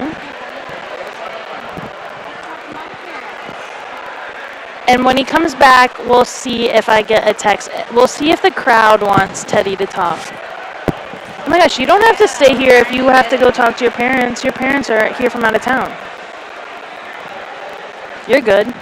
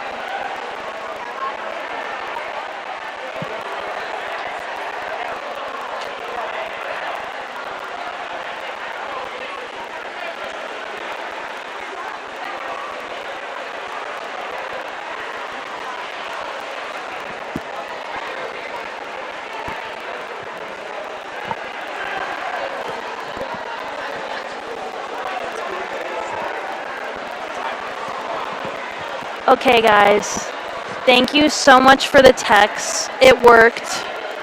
We've convinced Teddy to talk for 2 minutes. In 2 minutes, he's really setting a timer. So as soon as he puts it on, yeah, just be like, hey. And I'll ask you some questions so then you don't have to think about what you have to say. We'll tell them, like, when did you graduate? Hey everyone, so this is Teddy Johnson. I graduated in 2023, so. Nice. Yeah. And what are you up to nowadays? Right now I'm in dental school at the University of Minnesota, so I had the weekend off, so now I'm back at Gustavus just watching everybody swim, so it's good being back. Nice. And what is your favorite event to watch? I love to watch the 200 fly. Really? So, yeah. Is it because you swam it? You're It's like, 'cause I feel the swim. pain. Yeah. No, I know what they're going through, so. And you know, like, all the training, too. Yeah. Do you remember the, like, stroke days? Yeah, I did enjoy those days. Did you do butterfly every single time? Yeah. I've done every single stroke. And honestly, though, I liked the butterfly one because... That's a hot take. But I only had to do it once. Like, I think if I had to do it every single time, I wouldn't like it. Like, that's like, for the most part, I had to do breaststroke, but I have done every single one at least once. And yeah, I hated it because I had to do it every single time. Yeah. You know? Yeah. It gets a little old, but... Yeah, it does get a little old. But at the same time, those stroke days, like, it's a lot. But there was a lot of rest, I feel like. Yeah, you know? yeah, that's for sure. So it was like overwhelming to look at, but then you did it. And you were with the same crew, which is always fun. Yeah, so. exactly. So what are you doing after this? Are you going out to eat anywhere in town? Yeah, we might go to Patrick's, is what we were talking about. Nice. I don't know for sure yet, but then also Tremendous Brewery opened up this weekend. Okay, yeah. So I might stop by there and check that out. I need to. So I haven't been to Paddlefish either. Oh. But I'm here like every single week. But I'm not about to go by myself on a Monday. Yeah. You know what I mean? Like, I don't know. But I always bring up on this. I'm like, if you're ever in St. Peter, here are the places to go. Patrick's, the breweries. Yeah, Tremendous just opened up. And Paddlefish had their first bingo night this last week too. So fun. Yeah. Did they get someone bring in someone to do that, or? I think they did. Okay. Yeah. I don't know. I never really know how that works. Like, I guess I never really realized that it was a thing to be a company for a restaurant to hire you to do trivia and stuff like that. I was like, dang. You know when, like, podcasts got popular, or like in 2014 when it was a big thing to be a YouTuber? It's like, why didn't we think of that? Yeah. Why didn't I hop on that before? I could have been rich. Then now I'm like Trivia Mafia. Why didn't I think of that? Anyways. Yeah. Well, okay, well, we got 3 events left. The 4 IM, the 2 IM, and the relay. If you, right now, had to pick one to go swimming right now, not warmed up, in this state, which one would you want to do? I'd probably do the relay. I think I died doing the 4 IM. Yeah. And I don't know if I can swim the stroke or butterfly anymore, so I don't think I could do the 2 IM. I heard you swim once a week. Sometimes. Sometimes on Fridays? Yeah. Every once in a while. So. Yeah. I like Strictly it. freestyle though. Okay, yeah, me too. Yeah, and me a little too. side stroke. Post-college, yeah. post-college I got into like open water swimming. Oh. And I was not a freestyler before. Like, you remember my aim probably. I was ahead, and then the freestyle came and I was a lap behind everyone else. But now I've been doing a lot of that, and I'm like, if I would have told 18-year-old me that I'm like a long-distance freestyler now, I don't know. Well, and then I also come here on Mondays, and I make myself swim at least 1,000. Oh, wow. And that's all freestyle, too. Okay. Who would have thought? Who would have thought? You've really grown as a person. Actually, it's kind of crazy. Yeah. Actually nuts. Okay, well, do you have any last words? What event would you swim out of the last 3? Probably the relay, too, yeah. Yeah. I think I miss, like, swimming with other people. Yeah. You know? Yeah, I don't do any relay starts anymore, but... Oh, my gosh. Yeah, no. No. And... Yeah, no. I'm just thinking about any of that. I just remember John would always put me in this last relay, even though I always swam the event before. Like, I always swim the IM. Yeah. And then I'm always in the last relay. And I'm in the last heat of the IM, the first heat of the relay. I would do the 1 fly, and then we'd have the break. Then I'd do the 2 IM and the relay. So...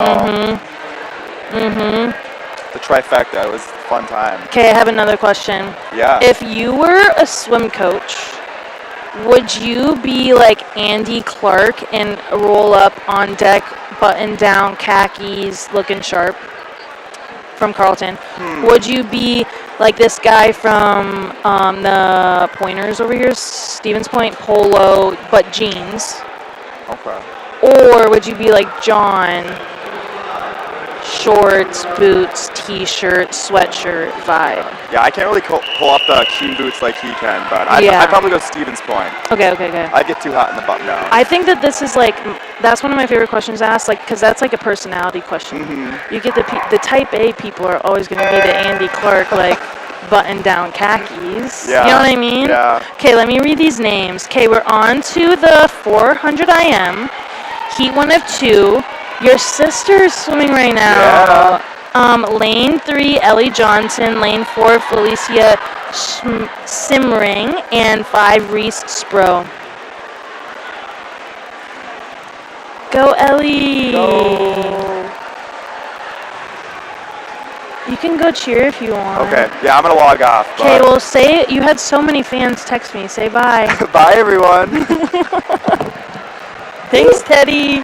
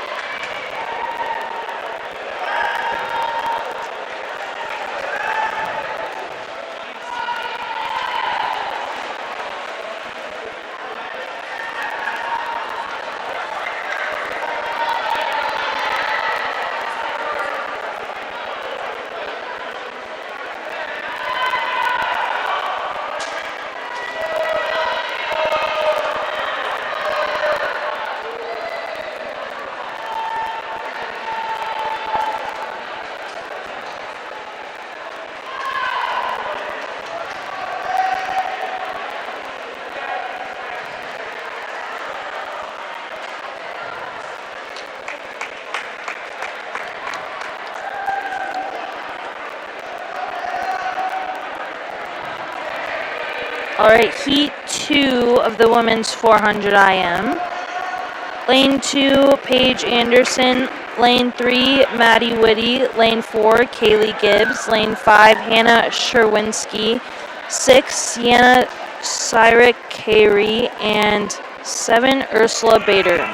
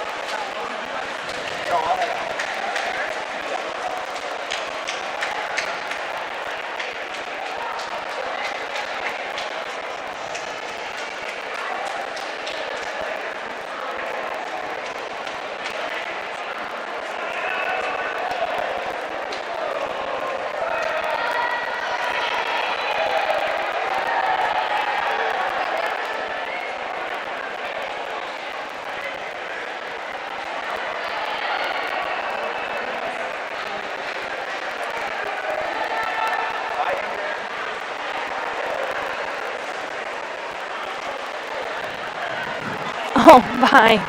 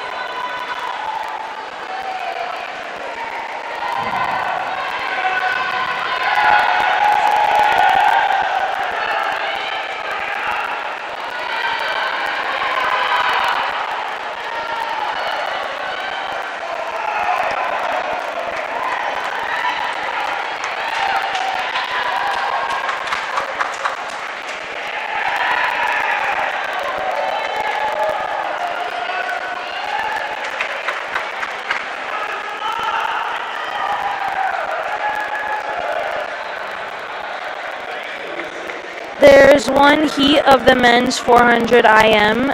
Lane 1, Alex Johnson. Lane 2, Ryan Trantham. 3, Brandon Wilczek. 4, Dylan Solis. 5, Logan Sear. 6, Grady Trask. 7, Matthew Verwest. And 8, Mason Relafort.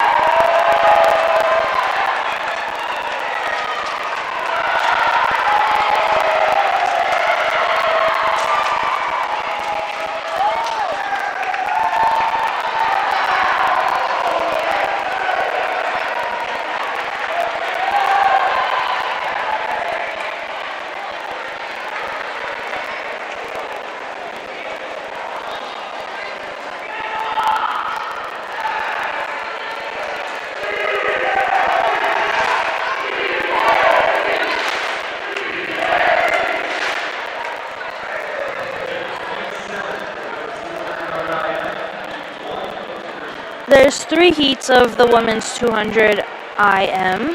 Heat 1, Lane 1, Colby Schendel. Lane 2, Ava Reich. 3, Mimi Trineri. 4, Libby Lazinski. 5, Samantha Olson. 6, Lizzie Featherstone. And 7, Allie Donegan.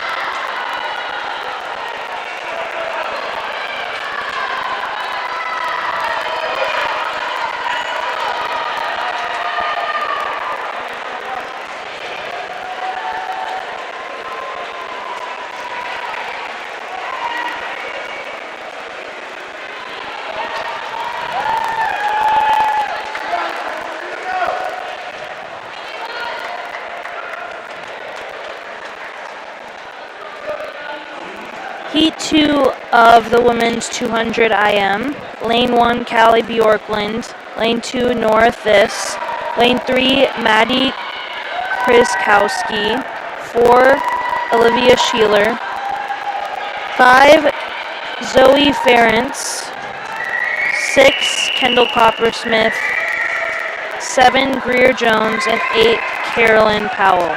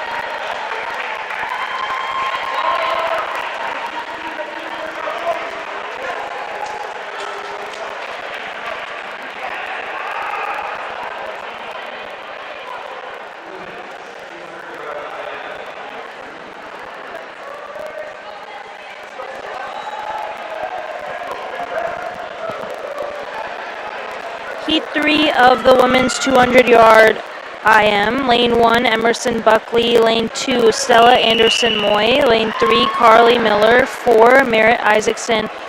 5, Ava Rogers. 6, Eloise Cooper. 7, Lily Heine. And 8, Hadley Wartner.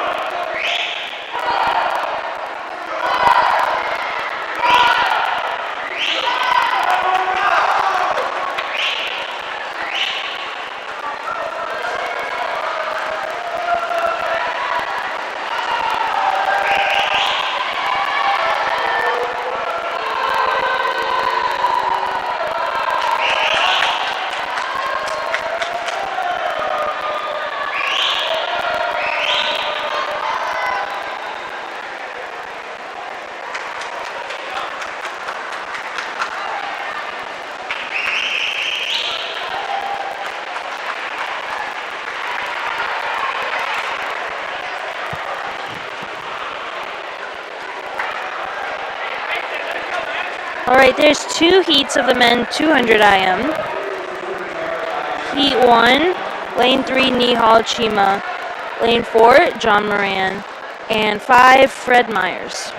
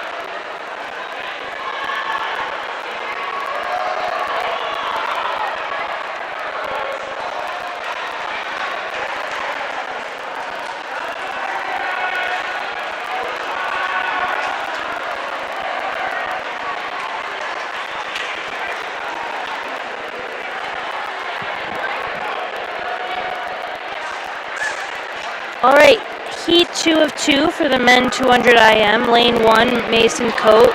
2, Ben Kell. 3, Jacob Robichon. 4, Will Nichol. 5, Peyton Richardson. 6, Dave Anderson. 7, Will Sarkinen. And 8, Marcus Wynn.